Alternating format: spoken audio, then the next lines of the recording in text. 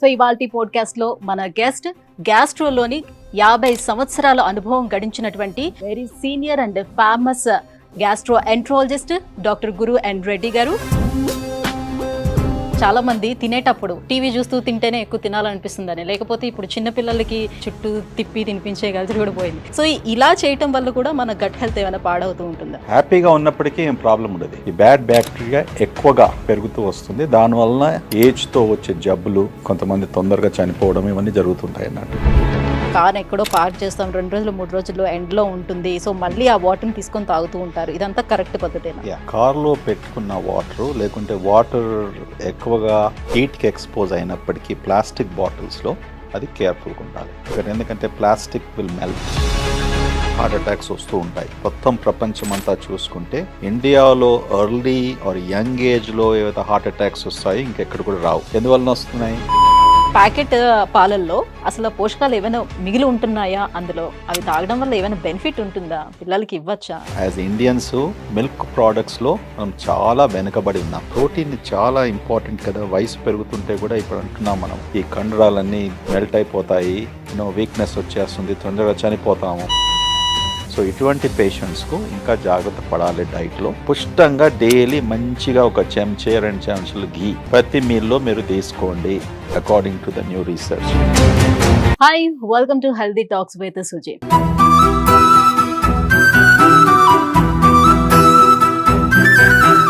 మన unhealthy lifestyle, digital food habits కానివ్వండి, లేదు అని అంటే మన డైట్ ప్లాన్స్ సరిగ్గా లేకపోవటం, సో వీటన్నిటి కారణాల వల్ల ఏంటంటే చాలా మంది గ్యాస్ ప్రాబ్లమ్స్, అల్సర్స్, గ్యాస్ట్రైటిస్తో పాటుగా ఇంకా లివర్ ఇష్యూస్, ఇవన్నీ కూడా ప్రాబ్లమ్స్ ఫేస్ చేస్తూ ఉన్నారు. సో ఈ విషయాలన్నీ కూడా డిస్కస్ చేసేందుకు మనతో పాటు ఉన్నారు 50 సంవత్సరాల అనుభవం గడించినటువంటి very senior and famous gastroenterologist doctor Guru N Reddy గారు, Continental hospital founder and chairman మనతో పాటు ఉన్నారు. సార్తో మాట్లాడేద్దాం. Hello sir. ఐఎమ్ ఫైన్ అమ్మా. How are you? Yeah, I'm good sir.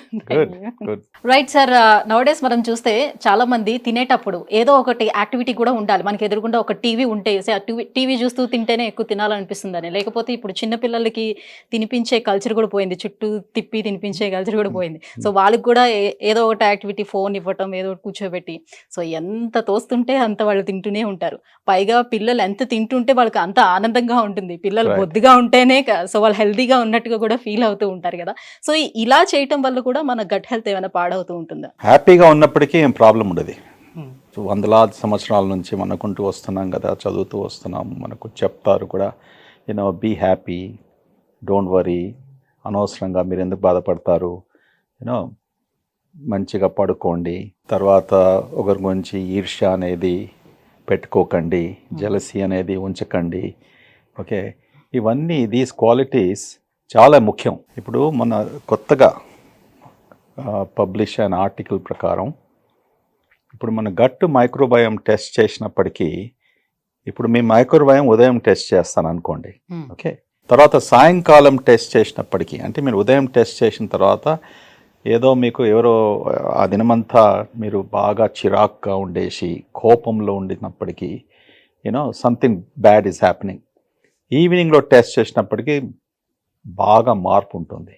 Okay okay. So అంటే ఈ సైంటిఫిక్ డిస్కవరీ వలన ఏం తెలుస్తుందంటే, ఈ మైక్రోబయోమ్ కూడా is a very dynamic process.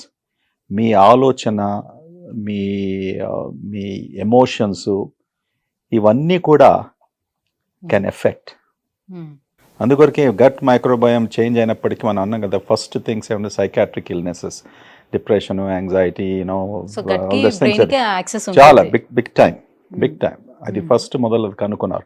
So this article was very important. మనం అనుకుంటాం ఈ మైక్రోబయోమ్ ఉంది, సంవత్సరం నుంచి మేము టెస్ట్ చేసుకున్నాము, 20 పేజీల రిపోర్ట్ వస్తుంది, 10,000 ఖర్చు పెడతాము, అంతా అక్కడంతా రామాయణము మహాభారతం అంతా రాష్మికి పంపిస్తాడు. ఓకే, అందరు నమ్ముకుంటారు, ఇది రాశారు కదా ఇక్కడ, ఇది బోన్ చేయొద్దు, అది బోన్ చేయొద్దు, ఇది టచ్ చేయొద్దు, ఇది తీసుకోవద్దు అనేసి, ఇది కొద్ది బూటకం. Okay, because it's not a really proven thing. But ఏం చెప్తున్నానంటే, microbiome is a dynamic process. దాని గురించి మనం ప్రతిరోజు నేర్చుకుంటున్నాం.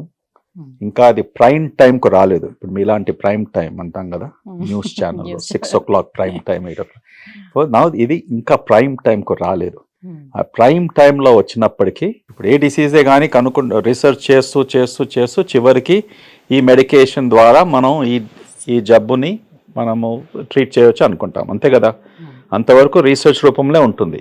ఇది కూడా అంతే. ఇప్పుడు ప్రస్తుతానికి బాగా 20 ఏళ్ళు అయినప్పటికీ కూడా we're not able to make major progress. అర్థం చేసుకుంటున్నాం కానీ దాన్ని ఎలా సాల్వ్ చేయాలనేసి that's very struggling. Okay, so కొద్దిగా జాగ్రత్త. మనం ఏ న్యూస్ వింటున్నాము, ఇప్పుడు మీ ఛానల్లో విన్నప్పటికీ కొంతమంది ఇప్పుడు నా ఈ సంభాషణ వినేసి మేబీ దే విల్ ప్రాక్టీస్, ఇంకొకరు యూట్యూబ్లో వాచ్ చేసేసి అందులో కన్ఫ్యూజ్ అయిపోయి బాడీ వచ్చేసి ఇది భోంచేయొద్దు, అది భోంచేయొద్దు. There is a lot of confusion and commotion. కానీ డాక్టర్స్ అడిగినప్పటికీ వాళ్ళు నిజంగా చెప్పాలి. వాళ్ళకు తెలిసినంత వరకు సైంటిఫిక్ ఆర్టికల్స్ ఏం పబ్లిష్ చేశారో అది చెప్తే నమ్మకం కుదురుతుంది. సో మీరు ఇండియాలో ఉన్నప్పుడు బిర్యానీలు, పచ్చడన్నంలు ఇలాంటివన్నీ కూడా సాధారణంగా తిన్నారా? సో వాటి మీద ఇంట్రెస్ట్ ఉండిందా మీకు? మా అమ్మ ఇంట్లో వంట చేసినప్పటికీ బిర్యానీ తినేది. నేను 10వ తరగతి వరకు 11 అదే ఇంటర్మీడియట్లో ఉన్నప్పటికీ కూడా ఒక రెస్టారెంట్ మా నాన్నగారు ఎప్పుడు మా అమ్మగారు ఎప్పుడు తీసుకెళ్ళలేదు. నాకు జ్ఞాపకం ఉంది, ఒక్కసారి తాజ్ రెస్టారెంట్ హ్యాబిట్స్లో ఉంది. మా నాన్నగారితో వెళ్ళాను 4:30 PM. వెళ్ళేసి మంచి అక్కడ బంగారం లాంటి దోశ, ఆ దోశ ఇప్పుడు ఎక్కడ దొరకదు మీకు. ఇప్పుడు ఆ దోశ, ఆ చట్నీ, ఆ బటరు, ఆ ఘీ, అప్పుడు ఎలా చేసేవారండి, ఫెంటాస్టిక్. అది పోయింది ఇప్పుడు. Quality of food has gone away. So నాకు ఎక్స్పీరియన్స్ లేదు. సో మా అమ్మగారు షీ వాజ్ అన్నపూర్ణ అనేవాళ్ళు అందరూ మా ఫ్యామిలీలో. She was the best cook. Okay, అందుకొరకే నా పెళ్ళైన తర్వాత మా ఆవిడ 6 months ఇక్కడ ఉండాలి అంటే ఆమె 2 నెలలు ఉంది అమెరికాకు వచ్చేసి. సో మా అమ్మ వంటలు నేర్చుకోమని, అమ్మ వంటలు నేర్చుకోమనేసి. కానీ ఎలా చెప్పాలి కొత్తగా పెళ్ళైనప్పుడు, వీడేంది ఇప్పుడే దౌర్జన్యం చేస్తున్నాడు, మా అమ్మ వంటలు నేర్చుకోమనేసి. అంటే ఆమె ఏం చెప్పిందంటే, నీకేమైనా వంటలు వస్తాయంటే పెరుగు పచ్చడి చెయ్యి వస్తుంది అని చెప్పింది. సో నాకెంత భయం అయిపోయిందంటే, అరే ఇదేం సంగతి, నేను ఇంత బాగా చేస్తుంది. ఎందుకంటే నా మెడికల్ కాలేజ్ ఉన్నప్పుడు ఫ్రెండ్స్ అందరు కూడా మా అమ్మ వంటలు అంటే బాగా వాళ్ళకు నచ్చేది. సో ఆల్మోస్ట్ ప్రతి 2 నెలలకు 5-6 మంది అమ్మ దగ్గరికి వచ్చేది. గుజరాతీస్ అయినా, గుప్తాస్ అయినా, వాళ్ళకు నేను నాన్ వెజ్ కూడా నేను అలవాటు చేశాను. So my mother was a very good cook. హెల్దీగా కుక్ చేసినప్పటికీ, ఏం హెల్దీ నాకు తెలియదు, ఇంట్లో భోజనం చేసినందుకు హెల్దీగా అంటున్నాం. అక్కడ కూడా ఇంత ఆయిల్ పోసేది, ఓకే, ఆల్ దట్ స్టఫ్. అప్పుడు ప్రేమ అనేసి, కొడుకులు అనేసి, పిల్లలు అనేసి ఏం చేస్తారు, ఇంత ముద్ద కాదు ఇంకా 2 సార్లు 3 సార్లు వడ్డిస్తుంటారు, ఇంకా తినేసా అండి. Over feeding. Mother's love is always over feeding. ఆ ఎక్స్పీరియన్స్ నాకుంది. మాది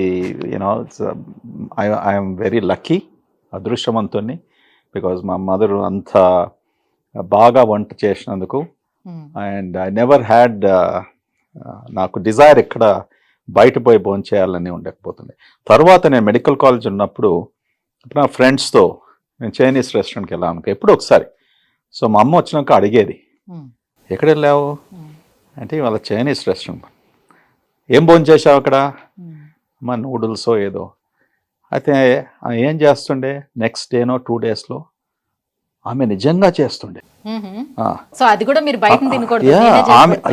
ఆమెకు వీడు ఎందుకు పోయి బయట భోజనం చేస్తున్నాడు, I will not allow him అనేసి ఆమె ఎంత ప్రయత్నం చేస్తుందంటే ఐ షుడ్ రియలీ సెల్యూట్. ఎప్పుడన్నా ఇట్లా వెళ్ళి వచ్చేసి ఇది బాగుండే అమ్మా అంటే తప్పకుండా. ఇండియన్ ఫుడ్ అంటే ఎట్లా అయినా సరే ట్రై చేస్తుండేవారు, బట్ కాంటినెంటల్ రెసిపీస్కి వచ్చేటప్పటికి వాళ్ళు అది మనది అప్పటి వరకు నాకు ఆ కాంటినెంటల్ హవా తలగలేదు కదా.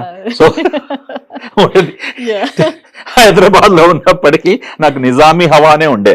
సో కాంటినెంటల్ అంటే ఎప్పుడు ఒకసారి టోస్ట్ గీస్ట్, that's what we used to tell. So the real continental was only when I went to the America at the end of the day. అంటే హైదరాబాద్లో ఉన్న వాళ్ళు కూడా కొంతమంది కాంటినెంటల్ ఫుడ్ ఎంజాయ్ చేసేవాళ్ళు. What they call as royal families. So so మన పెద్దవాళ్ళందరూ పూర్వీకులందరూ కూడా ప్రతి సంవత్సరం పచ్చళ్ళు అనేది తయారు చేసేసి పెట్టుకొని ఉంచుకునేవారు. సో పచ్చళ్ళు తింటుండేవారు. సో మంచి స్పైసీ ఫుడ్ కూడా తింటుండేవారు. సో వాళ్ళకి ఏమయ్యేది కాదు కదా. ఇప్పుడు ఎందుకు పచ్చళ్ళు అవన్నీ తినద్దు, స్పైసీ ఫుడ్ జోలికి వెళ్ళొద్దు, బయట ఫుడ్స్ అవన్నీ తీసుకోవద్దని ఎందుకు చెప్తున్నారు? చెప్పేవాళ్ళు పిచ్చోడు. ఇటువంటి సందేశం మనం ప్రజలకు ఇలా ఇస్తుంటే, నేను చెప్పాను కదా ఇంతకుముందు, ఈ కన్ఫ్యూజన్లో ఈ మధ్యలో పాడ్కాస్ట్ బాగా ఎక్కువయ్యాయి. ఓకే, ఎవరు ఇష్టం వచ్చినట్టు వాడు చెప్తున్నాడు. ఓకే, ఎక్కడ రాసి ఉందమ్మా పచ్చళ్ళు తినకూడదు అనేసి? సరే, మీకు ఏమైనా జబ్బు ఉంటే, హార్ట్ ఫెయిలియర్ కండిషన్ ఉన్నప్పటికీ, బ్లడ్ ప్రెషర్ ఎక్కువగా ఉన్నప్పటికీ, కిడ్నీ ప్రాబ్లం ఉన్నట్టు, సరే పచ్చడిలో ఏముంటుంది? ఎక్కువ కారము, ఉప్పు. So salt is one of the things we recommend కదా. పచ్చళ్ళతో జాగ్రత్త పడండి. అసలు ఫస్ట్ ఎందుకు చేసేవాళ్ళం పచ్చడి మీకు తెలుసా? సో రీజన్ ఫర్ పచ్చడి ఈస్, మ్యాంగో ఒక సీజన్లో వచ్చేది. అండ్ పచ్చడి పిక్లింగ్ అంటాం, పికిల్స్ అంటాం కదా ఇంగ్లీష్లో. సో పిక్లింగ్ అన్నప్పటికీ, what are you pickling? You are pickling a fruit, pickling a vegetable. Meat also you can pickle. మా ఇంట్లో మా అమ్మగారు బ్రహ్మాండమైన మాంసంతో, ఓకే, పికిల్స్, ష్రింప్తో పికిల్స్. ఈ పిక్లింగ్ అన్నప్పటికీ you have to have preservatives. Okay, so what is, ఉప్పు ఏం చేస్తుంది, ఈ కారం ఏం చేస్తుంది? It's a preservative. సో అందుకొరకు సంవత్సరానికి ఒక్కసారి మనము మామిడి పండ్ల సీజన్లో వెజిటబుల్స్ ప్లేస్కి వెళ్ళేసి, అది కూడా సీజన్ అప్పుడు ఆ టైంలో 2 months ఉండేది పికిల్స్ పెట్టడానికి. సో అప్పుడు పికిల్స్ పెట్టుకుంటాము. అది 1 year, 2 years, 3 years ప్రిజర్వేటివ్ వల్ల ఉంటుంది. అందుకు కూడా సాల్ట్ ఎక్కువగా ఉంటుంది. సో మనం ఎంత తింటాం? ఇప్పుడు తినేవారు it's a small piece of this thing for a taste. So I don't know why they should restrict it. And అది పక్కకు పెట్టండి. ఇప్పుడు ఊర్లలో మన ఫార్మర్స్కు, ఓకే, వాళ్ళు భోంచేసేది ఏది? ఉదయము సద్యాన్నము, దాంతో పికిల్స్, అంతే కదా. వాడు మార్నింగ్ అదే తినేవాడు, మధ్యాహ్నం అది తినేవాడు, మన సాయంకాలం అదృష్టం బాగుంటే ఇంట్లో ఏమైనా చేస్తే వాడు పప్పు మంచి, అంతే అంతే కదా. That's all they to it. అది తిన్నందుకే వాళ్ళంత సన్నగా ఉండి, యూనో, వాళ్ళకి ఇవన్నీ డయాబెటీస్, ఒబిసిటీ ప్రాబ్లమ్స్ ఎక్కడుండే? వాళ్ళు తొందరగా ఏజ్లో చనిపోయినప్పటికీ ఇన్ఫెక్షన్స్, టీబీ అని, లేకుంటే వేరే నిమోనియా అని, లేకుంటే ఫ్లూ సీజన్లో వచ్చినప్పటికీ, you know, doctor clinics and hospitals doctors లేకపోవడంతో కాంప్లికేషన్స్ వచ్చి ఇన్ఫెక్షన్స్ వల్ల చనిపోయేవారు. బట్ ఈ chronic diseases, long term diseases ఎక్కడుండేది? వాళ్ళకు చాలా తక్కువ. So actually pickles protected them. Okay. Anything small in moderation you should eat. ఇప్పుడు మీరు డయాబెటీస్ ఉన్న వాళ్ళు కేక్ తినమంటావా రోజు వచ్చేసి? అనో కదా. ఓకే, ఇప్పుడు అందులో కూడా ఒకటి ఉంది, కొంతమందికి చాలా డయాబెటీస్ ఉన్నప్పుడు ఫ్రూట్స్ తినదు. అంటే పర్టికులర్ గా కొన్ని ఫ్రూట్స్ మాత్రమే సెలెక్టివ్ గా తినాలి అని. అబ్సల్యూట్లీ, దేర్ ఎన్నో ఫ్రూట్స్ ఉన్నాయి. ఇన్ఫ్యాక్ట్ ఈ ఫ్రూట్స్ విల్ బ్రింగ్ షుగర్ని ఇంకా బాగా కంట్రోల్ చేస్తుంది పేషెంట్స్కు. అండ్ డయాబెటీస్ కూడా బెటర్ కంట్రోల్ అవుతుంది ఫ్రూట్స్ తిన్నప్పటికీ, యూనో. కానీ అందరు ఏమంటారు, no don't eat the fruits. Doctors కూడా అదే అడ్వైస్ చేస్తారు. అందులో షుగర్ హే ఫర్, ఓకే, మ్యాంగో సీజన్లో నువ్వు 2-3 మ్యాంగోస్ తీసుకుంటే షుగర్ ఎట్లాగో పెరుగుతుంది. Mangoes are very rich in sugar. కానీ lot of fruits are there in nature which can control. Diabetes also will control. So దేని గురించి కూడా చక్కగా కనుక్కుంటే, యూనో, ప్రాపర్ ఇన్ఫర్మేషన్ ఉంటే we should not worry about it.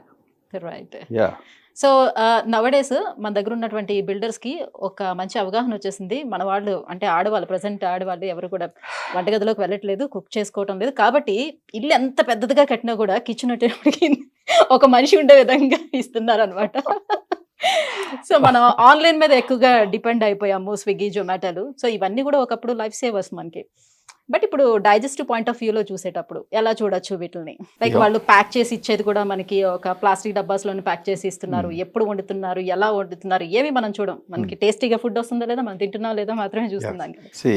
ఈ ప్రాబ్లమ్, ఈ సమస్య ప్రపంచం అంతా కూడా ఉంది. ఓకే, బయట పోయి భోంచేసినప్పటికీ భయపడకూడదు మనం. వెస్టర్న్ కంట్రీస్లో నేను పోల్స్తాను. అమెరికా వంటి దేశంలో ఏముంటుంది, ఫుడ్ ఇన్స్పెక్షన్ బాగా ఖచ్చితంగా రిగరస్గా ఉంటుంది. ఓకే, అక్కడ వాళ్ళు వచ్చి సడన్గా ఇన్స్పెక్ట్ చేసినప్పటికీ మన కాక్రోచెస్ అంటాం, ఏమైనా ఇంప్రాపర్ క్లీనింగ్ ఏరియాస్ ఇవన్నీ ఉన్నప్పటికీ వాళ్ళు లైసెన్స్ రద్దు చేస్తారు. వాడు అదంతా రిపేర్ చేసుకొని మళ్ళీ ఓపెన్ చేసే వరకు ఆ భయంతో దే ఆర్ వెరీ కేర్ఫుల్. అంత అయినప్పటికీ కూడా అవకతవకలు జరుగుతూ ఉంటాయి. సో ఇప్పుడు ఒక డాక్టర్ దగ్గరికి వస్తున్నారు మీరు, వచ్చినప్పటికీ వాడు అంతా చూసుకుంటాడు కదా, ఈ డాక్టర్ ఎటువంటి వాడు, ఈ హాస్పిటల్ ఎటువంటిది. Same thing here. మన రెస్టారెంట్స్కి వెళ్ళినప్పుడు బయట భోంచేసినప్పుడు ఓకే మనం అదే ఆలోచిస్తాం కదా, ఈ రెస్టారెంట్స్ గుడ్ రెస్టారెంట్, వాళ్ళన్నీ పాటిస్తున్నారు, పాలసీస్ బాగున్నాయని. అటువంటిప్పుడు మనకేం ప్రాబ్లం ఉండదు. ప్రాబ్లం ఎక్కడ జరుగుతుంది, వాడు చెప్పేది ఒకటి, మెనూ కార్డులో ఒకటి ఉంటుంది, వాడు యూజ్ చేసే ఆయిల్ ఒకటి ఉంటుంది, వాళ్ళు అందులో ఏం వస్తున్నారో తెలియదు, అవి ఫ్రెష్గా ఉన్నదా లేదా అని తెలియదు. Okay, that's the problem. But overall జీవితంలో ప్రతి అడుగున భయపడుతూ మనం ఏం చేయలేము. అడుగడుగున భయంతో ఉంటే మనం ఎలా జీవితం గడుపుతాము? Okay, so you are taking the risk.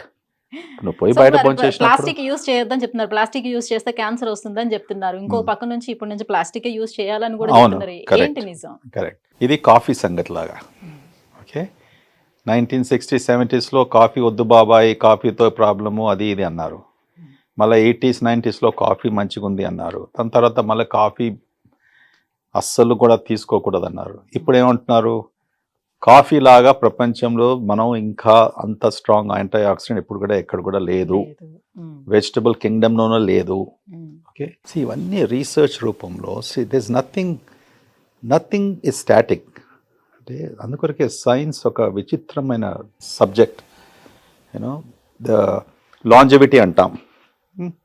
50 ఏళ్ళ కింద 60 ఏళ్ళ కింద 1947 second world war times Indian life span ఉండే 40 years or సంథింగ్. ఇప్పుడు సుమారుగా 70 years or 70+ years అనుకోండి.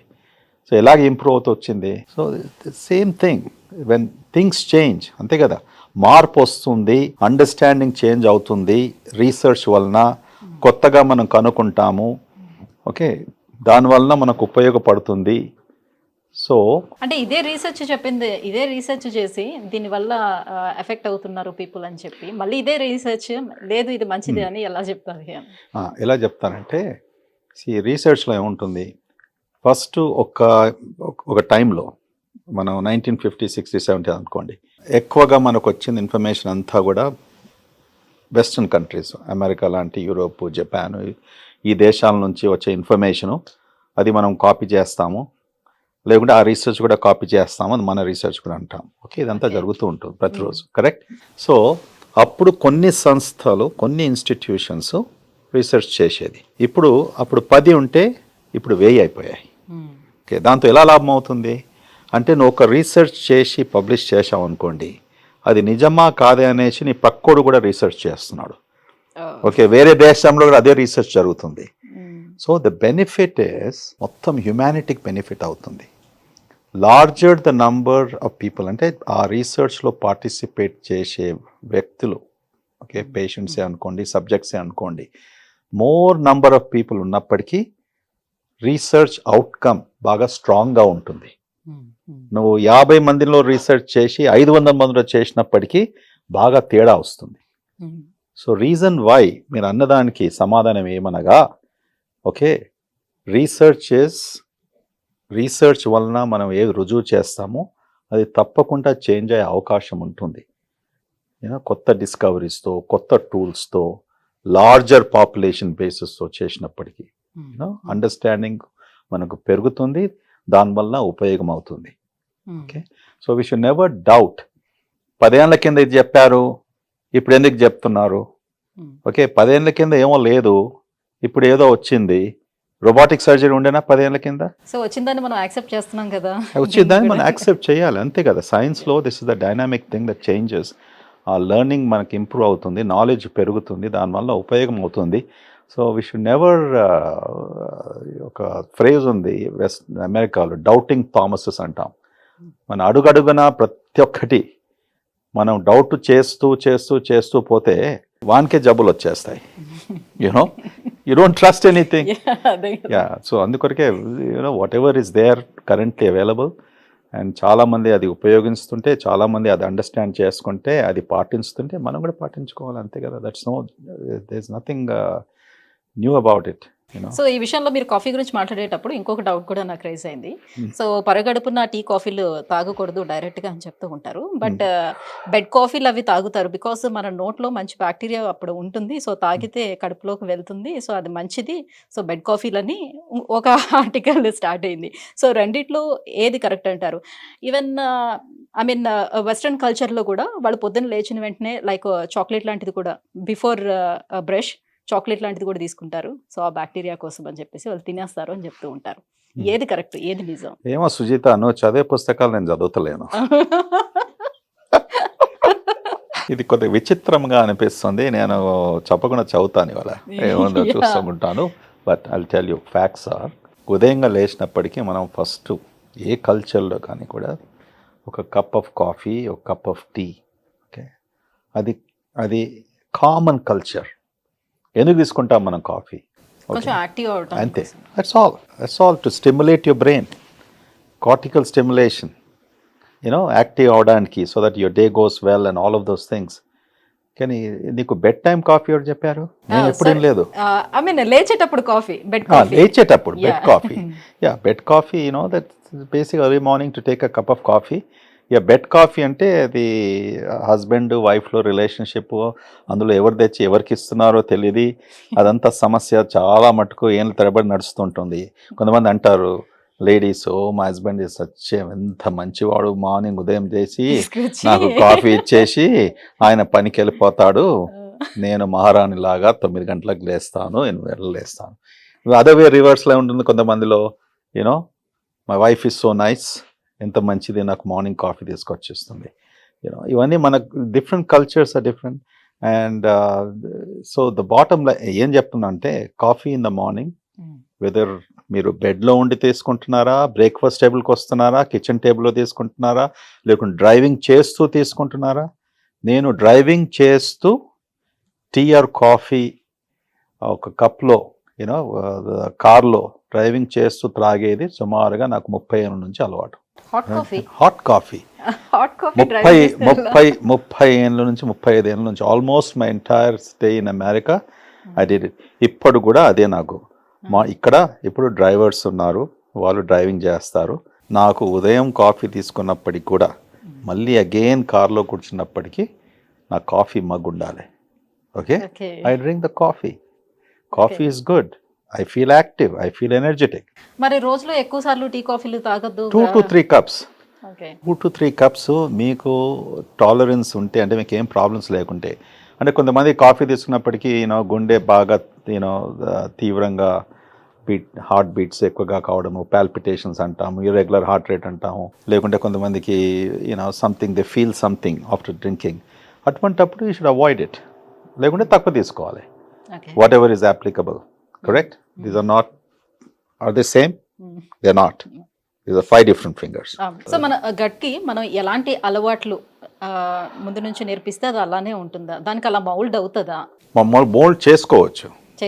ఎస్, అబ్సల్యూట్లీ చేసుకోవచ్చు. ఇప్పుడు కొంతమందికి ఒక అలవాటు ఏంటంటే ఎమోషన్స్. మనం అంటాం ఎవ్రీ డే హ్యావింగ్, ప్రతిరోజు మనకు మోషన్ వచ్చినప్పటికీ బాగా కులాసగా ఉంటుంది. It's a good habit. Okay, కొంతమంది every other day, okay, which is also acceptable. కానీ ఆ టైమింగ్ చాలా ఇంపార్టెంట్. అది నువ్వు పుట్టినప్పటి నుంచి కల్చరల్లీ నువ్వు ఎలా ట్రైన్ అయ్యావు. సో ముఖ్యంగా మార్నింగ్ టైంలో మోషన్ అయినప్పటికీ that is something very culturally. And the body behaviour, అంటే భగవంతుడు ఈ బాడీ ఎలా సృష్టించాడంటే, ఈ హార్మోన్స్ అన్ని కొన్ని మార్నింగ్లో ఉంటుంది ఎక్కువగా, కొన్ని మధ్యాహ్నము, కొన్ని సాయంకాలము. సాయంకాలం పడుకోవడానికి హార్మోన్స్ ఉన్నాయి, మెలటోనిన్ ఇటువంటివి. అది మార్నింగ్ మెలటోనిన్ మీరు ప్రొడ్యూస్ చేస్తుంటే వాడు నిద్రపోతాడు, పని చేయలేడు. సో భగవంతుడు ఏం చేశాడు, నీకు మెలటోనిన్ సాయంకాలం ఇస్తాను, కార్టిజాల్ ఉదయం ఇస్తాను. ఓకే, సో ఇవన్నీ ఇచ్చినప్పటికీ ఇది సృష్టితో వచ్చిన హ్యూమన్ డిజైన్ అన్నట్టు. సో అది మనం యాజ్ మచ్ యాజ్ పాసిబుల్ మనం ఆ సింక్లో ఉంటే హెల్తీగా ఉంటాం. సో కొంతమందికి బ్యాడ్ హ్యాబిట్స్ ఉంటాయి. నాకు మోషన్ ఎప్పుడు నాకు స్మోక్ చేస్తూ వస్తుంది. వెన్ నాకు వీలు పడినప్పుడు I have the motion or when ever it happens I will do it. So దీంతో ఏమవుతుందంటే ఆ ఇర్రెగ్యులారిటీతో కొన్ని ప్రాబ్లమ్స్ వచ్చే అవకాశం ఉంటుంది. ఒకసారి నీకు మోషన్ వచ్చినప్పటికీ నీకు టాయిలెట్ లేకపోవచ్చు. So you have to hold it. దానివల్ల లాంగ్ టర్మ్లో దే కుడ్ బి కొన్ని ప్రాబ్లమ్స్ రావచ్చు, వస్తాయి కూడా. సో అందుకొరకే కొన్ని మనం బ్రేక్ఫాస్ట్, లంచ్, డిన్నరు, సాయంకాలము, రాత్రి పడుకోవడము, బ్రెయిన్కు రెస్ట్ ఇవ్వడము, సో ఇప్పుడు డాక్టర్సే చెప్తున్నారు సార్, ఇక్కడ ఇండియాలో ఉండే వాళ్ళు యూఎస్ బేస్డ్ కంపెనీలోని వర్క్ చేసేటప్పుడు వాళ్ళ టైమింగ్స్ అన్ని డిఫరెంట్గా ఉంటాయి. యూఎస్ టైమింగ్స్లో ఉంటారు. సో వాళ్ళ డైట్ టైమింగ్స్ వేరేగా ఉంటుంది. సేమ్ యూఎస్ లైక్ అలానే ఉంటుంది. వాళ్ళు పడుకునే టైమింగ్స్ కూడా వేరేగా ఉంటాయి. సో దీనివల్ల వాళ్ళకి చాలా హెల్త్ ఇష్యూస్ వచ్చేస్తాయి. వాళ్ళ గట్ హెల్త్ కూడా పాడైపోతుంది. సో వాళ్ళకి స్లీప్ అనేది ప్రాపర్గా ఉండదు. సో వాళ్ళకి చాలా తొందరగా అన్ని ఇష్యూస్ వస్తాయని చెప్తారు. ఎంతవరకు వాస్తవం? వాళ్ళు ఆల్రెడీ మీరు అన్నట్టుగా మన గట్ని మనం మౌల్డ్ చేసుకునేటప్పుడు సో ఆ రకంగా వెళ్ళిపోతుంది కదా. స్టార్టింగ్లో కొంచెం ఇబ్బంది పడినా నార్మల్గా వెళ్ళిపోతుంది కదా. ఇప్పుడు నా గురించి మీరు ఏమనుకుంటారు? మీరు డాక్టరే కదా. ఏం చేస్తాం? ఓ పేషెంట్ మధ్యరాత్రి వస్తే పడుకుంటామా? పడుకోరు. 18 ఏళ్ళు మెడికల్ స్కూల్ నుంచి రెసిడెన్సీ చేసేసి సూపర్ స్పెషలైజేషన్ చేసే వరకు 18 years పడుతుంది. ఓకే, అంతవరకు వచ్చే వరకు ఏం చేస్తాము? ఎవ్రీ అదర్ డే హాస్పిటల్లో ఉంటాం, నైట్ కాల్స్ అని తీసుకుంటాం. ఇప్పుడు కూడా అదే జరుగుతుంది కదా. స్లీప్ టైమింగ్స్ ప్రతి స్పెషాలిటీలో నైట్ కాల్లో డాక్టర్స్ ఉండాలి. ఆ పేషెంట్స్ వచ్చినప్పటికీ వాళ్ళు ఏం చేసుకుంటారు? సో ఇవన్నీ అలవాటు అవుతుంది. ఓకే, ఇవన్నీ బ్యాడ్ అలవాటుకు ఇది దారి తీయదు. యువర్ బాడీ అడ్జస్ట్మెంట్ అంటాం, ఇట్ గెట్స్ అడ్జస్టెడ్. ఇది వి షుడ్ నాట్ ఏంటంటే ఇది చేస్తున్నాం కనుక దీనివల్ల నాకు ప్రాబ్లం వస్తుంది అనేసి ఒక ఎస్కేపిస్ట్ యాటిట్యూడ్ ఉండకూడదు. ఇప్పుడు హెల్త్ కేర్లో అందరు డాక్టర్స్ 6 గంటలకు వెళ్ళిపోతే ఫ్యాక్టరీ లాగా ఎలా నడుస్తామా? Look at all these young nurses. వాళ్ళ వయసు ఎంత ఉంటుంది? 19, 20, 21, 22. ఒక్కసారి చూస్తే పాపం అనిపిస్తుంది. నైట్ షిఫ్ట్లో ఇంతమంది వందలాది మంది పనిచేస్తూ ఉంటారు, వాళ్ళు సేవ చేస్తూ ఉంటారు. But they are healthy, absolutely healthy. So IT companies కూడా గ్రేవ్యార్డ్ షిఫ్ట్ అంటాము, సాయంకాలం పనిచేసేవారు. సో మనకేం ఎక్సెప్షన్ లేదు. ప్రపంచం అంతా కూడా, జపాన్ అనుకోండి, యూరోప్ అనుకోండి, ఏ కంట్రీస్ అయినా కూడా ఈ డెవలప్మెంట్, ఈ country has to progress, industrialization, economic forwardness, ఇవన్నీ కావడానికి 24/7 timings are very common. Okay, అది అడ్జస్ట్ నీ బాడీ కూడా అడ్జస్ట్ అయిపోతుంది. ఇప్పుడు స్పేస్ స్టేషన్కి వెళ్ళారు, మొన్న వెళ్ళాడు కదా మన ఇండియా నుంచి. ఓకే, ఎన్నో నెలలో ట్రైనింగ్ పొందేసి ప్రైమ్ మినిస్టర్ మోడీతో కూడా మాట్లాడారు. సుభాన్షు గారు. ఓకే, ఆయన ఏం చెప్పాడు? నా మొత్తం డైట్ అంతా చేంజ్ అయిపోయింది. ఓకే, అండ్ బట్ అలవాటు చేసుకున్నాడు. చేసుకున్న తర్వాత ల్యాండ్ అయిన తర్వాత ఆబ్వియస్లీ 3-4 days క్వారంటైన్, 1 week చేస్తారు, so that he gets back in to the routine. So మనం ఒక స్థితిని మనం అవలంబించినందుకు, బికాజ్ అది మెయిన్ స్ట్రీమ్లో లేనందుకు అది తప్పు అని మనం అనుకోకూడదు. మనం అడ్జస్ట్ కావాలి. అడ్జస్ట్ అయినప్పటికీ బాడీ కూడా అడ్జస్ట్ అవుతుంది. సో ఎలా కావాలంటే దాన్ని అలా మౌల్డ్ చేసుకోవడానికి ఉంటుంది. బిఫోర్ స్టార్టింగ్ స్టేజ్ లోనే కొంచెం ఆ ఇబ్బంది అనేది ఉంటుంది. అబ్సల్యూట్లీ. ఇప్పుడు ఎంతమంది ఐటీ పీపుల్, ప్రొఫెషనల్స్ మనం చూస్తాం కదా, పేషెంట్స్ గా కూడా ఆల్ వెరీ హెల్దీ పీపుల్. 60 ఏళ్ళు 70 ఏళ్ళకి వచ్చినప్పటికీ, 80 ఏళ్ళు వచ్చినప్పటికీ సరే ఆ టైంలో నువ్వు వెళ్ళేసి నైట్ అంతా డైలీ పని చేయమంటే అది కష్టం అవుతుంది. ఎందుకంటే మన body also is ageing. Age అయినప్పటికీ తక్కువగా పడుకుంటాము. ఓకే, ఇరిటేషన్ వస్తుంది. So different times of your life, different situations బట్టి మనం మోల్డ్ కావాలి. రైట్. సో మన ఎదురుగుండా ఉన్న ఈ బాటిల్స్ చూస్తే ఒక డౌట్ వచ్చింది sir. So tap water and mineral water and RO waters, రకరకాల వాటర్స్ అన్నీ కూడా వచ్చేస్తున్నాయి. బ్లాక్ వాటర్లు అవి ఇవి ఒకదాని తర్వాత ఒకటి, ఇది బెటర్ అని వచ్చేస్తుంది. సో ఒకప్పుడు నూతిలోంచి వాటర్ని తోడుకొని శుభ్రంగా తాగేవారు, బాగానే ఉండేది. తర్వాత ఏమో లేదు ఇప్పుడు మినరల్ వాటర్ తీసుకోవాలి. ఇప్పుడు మినరల్ వాటర్ తీసుకుంటే కూడా మనకి ఎముకలకి సమస్య వస్తుంది, సో బొక్కలు అరిగిపోతున్నాయంట, అది కాదు, అది తీసుకోవద్దు అని చెప్తున్నారు. సో ఇలా రకరకాలుగా మారిపోతుంది. ఏ వాటర్ మంచిది అంటారు? Filtered water is good. Simple filtered water. RO water is also a type of nicely filtered water. మనకి ఏం కావాలో వాటర్లో మైక్రో ఆర్గానిజమ్స్ ఇన్ఫెక్షన్ కాకుండా, ఓకే, ఎక్సెసివ్ కొన్ని కెమికల్స్ లేకుండా. ఎక్సెస్ కెమికల్ అంటే మీకు ఫ్లోరైడ్ గురించి తెలుసు. ఫ్లోరైడ్ వలన నల్గొండలో టీత్ చెడిపోవడము, bones, all these things excess fluoride ఇటువంటివి కొన్ని వందలాది సంవత్సరాల్లో హ్యూమన్ మన బాడీకు నష్టం జరిగింది. సో ఈ ఫిల్ట్రేషన్ వలన కొన్ని కీ ఎలిమెంట్స్, కీ కెమికల్స్ మనం తర్వాత మైక్రో ఆర్గానిజమ్స్, బ్యాక్టీరియా అనేసి ఇవి మనం చూసుకుంటే సరిపోతుంది. ఇప్పుడు బాటిల్ వాటర్ మనం తీసుకుంటాం, ఎందుకంటే వి థింక్ ఇది కంటామినేషన్ లేదు, ఓకే, 10 మంది ముట్టలేరు. ఇప్పుడు ఇంట్లో మనం ట్యాప్ వాటర్ తీసుకున్నప్పటికీ ఇంట్లో మీకు సంప్ ఉందా, సింక్, అది వాటర్ స్టోరేజ్ ట్యాంక్ ఉందా, ఆ ట్యాంక్లో మీరు ఎప్పుడు మీరు టెస్ట్ చేస్తున్నారు, ఎప్పుడు క్లీన్ చేస్తారు? సాధారణంగా ఎవరు క్లీన్ చేయరు, ట్యాంక్స్ అన్నీ ఓవర్ హెడ్గా ఉంటాయి. సో మీరు ఒక ప్రశ్న అడగొచ్చు దాని గురించి, మరి ఎలాగ ఇంతమందికి 90% వరకు ఇలాంటి వాటరే త్రాగుతున్నాం కదా, మళ్ళీ వాళ్ళకి డైలీ డబ్బులు వస్తున్నాయా అంటే కాదు. ఎందుకంటే అగైన్ మన హ్యూమన్ బాడీ ఎలా ఉందంటే అన్ని ఫిల్టర్స్ ఉన్నాయి సిస్టంలో. కడుపులో యాసిడ్ ఉంది, యాసిడ్ వలన ఎన్నో సూక్ష్మ క్రిములు చనిపోతాయి, అంటే ది కిల్, చంపేస్తాయి. ఓకే, అక్కడి నుంచి మళ్ళీ చిన్న పేకు, మళ్ళీ ఇవన్నీ ఈవెన్ మనం తీసుకున్నప్పటికీ కూడా మన బాడీ సిస్టమ్ ఎలా ఉందంటే ఇట్ విల్ కోప్ అండ్ అది ప్రొటెక్టివ్ బ్యారియర్గా పనిచేస్తుంది అన్నట్టు. సో నువ్వు అడిగే ప్రశ్నకు కొన్ని కమర్షియల్ ఇంటెంట్ ఉంటాయి. ఈ వాటరే బాగుంటుంది, ఓకే, స్ప్రింగ్ వాటర్ అని ఫ్రెంచ్ ఆల్ప్స్ నుంచి వచ్చింది, అంటే ఫ్రెంచ్ మౌంటైన్స్ నుంచి వచ్చిన వాటర్, చాలా ఎక్స్పెన్సివ్ వాటర్ అది. ఇది క్లీనెస్ట్ స్ట్రీమ్ వాటర్ అంటాం. ఉండొచ్చు, they could be a meaning in to that, కానీ అదే తాగితే బ్రతుకుతామా మనం? మళ్ళీ rest of the 7 billion people, 8 billion people ఏం కావాలి? ట్యాప్ వాటరే కదా వచ్చేది. ఓకే, మంజీరానో, హిమాయత్ సాగరో, ఉస్మాన్ సాగరో ఎక్కడి నుంచో వస్తుంది కదా, గోదావరిలో, కృష్ణానో. ఓకే, ఎవరు చెక్ చేస్తున్నాం? ఎంతమంది ఇళ్లలో ఫిల్టరేషన్ ఉంది?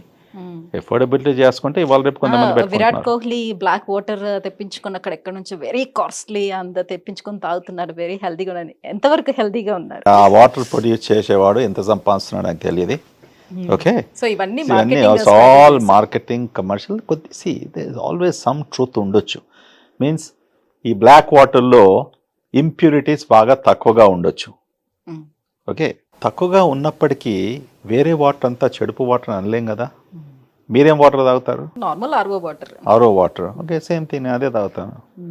ఇప్పుడు ఇది ఎక్కడి నుంచి వస్తుందో, ఏం చేస్తుందో ఎవరు లెక్క పెడతారు? Okay, Bisleri is a good company అనుకుంటాం. ఓకే, వచ్చినప్పటికీ ఆ నమ్మకంతో మనం మెడిసిన్ తీసుకుంటాము, కూరగాయలు కొనుక్కుంటున్నాము, మీట్ షాప్కి వెళ్తాము, స్వీట్ షాప్కి వెళ్తాము, అంతే కదా. So the same thing here, credibility in లైఫ్లో, జీవితంలో ఇంపార్టెంట్. ఇప్పుడు మీరు నన్ను ఇంటర్వ్యూ చేస్తున్నారు, ఓకే, మీకు ఎంత నాలెడ్జ్ ఉంది, ప్రశ్నలు అడుగుతున్నారు, ఓకే, అది క్రెడిబిలిటీ కదా. So I can trust you. So the same thing, everything we have to go by what is the produce, what is the thing, అట్లా అనేసి. ఇప్పుడు ఒకసారి ఓపెన్ చేసిన ఆ బాటిల్ ని సో ఎంత వరకు దాన్ని తాగొచ్చు? చాలా మంది ఇప్పుడు కార్స్ లో వెళ్ళేటప్పుడు ప్లాస్టిక్ బాటిల్ వాటర్ తాగొద్దని చెప్తున్నారు ఒక పక్క నుంచి, ఇంకొక వైపు నుంచి ఇలానే సగం వాటర్ తాగి ఇంకొంచెం వాటర్ ని మనం కార్ లో అలానే ఉంచుతాం, కార్ ఎక్కడో పార్క్ చేస్తాం, 2 రోజులు 3 రోజుల్లో ఎండ్ లో ఉంటుంది, సో మళ్ళీ ఆ వాటర్ ని తీసుకొని తాగుతూ ఉంటారు. ఇదంతా కరెక్ట్ పద్ధతేనా? యా, సో ఒకటి, కార్లో పెట్టుకున్న వాటరు లేకుంటే వాటర్ ఎక్కువగా హీట్కి ఎక్స్పోజ్ అయినప్పటికీ ప్లాస్టిక్ బాటిల్స్లో అది కేర్ఫుల్గా ఉండాలి. ఇక్కడ ఎందుకంటే ప్లాస్టిక్ విల్ మెల్ట్, కరుగుతుంది కదా, అంటే మనకు కనబడేది కరిగేసి ఇది అంటే అది నువ్వు మంటలో పెడితే అది వేరే సంగతి, కానీ ఆ ఉన్న వామ్త్లో టెంపరేచర్ కార్లోనే 100 degrees ఉంది, ఎయిర్ కండిషన్ లేకున్నప్పటికీ అయినా కూడా water we don't know what is the leaking, minute leaks that happen.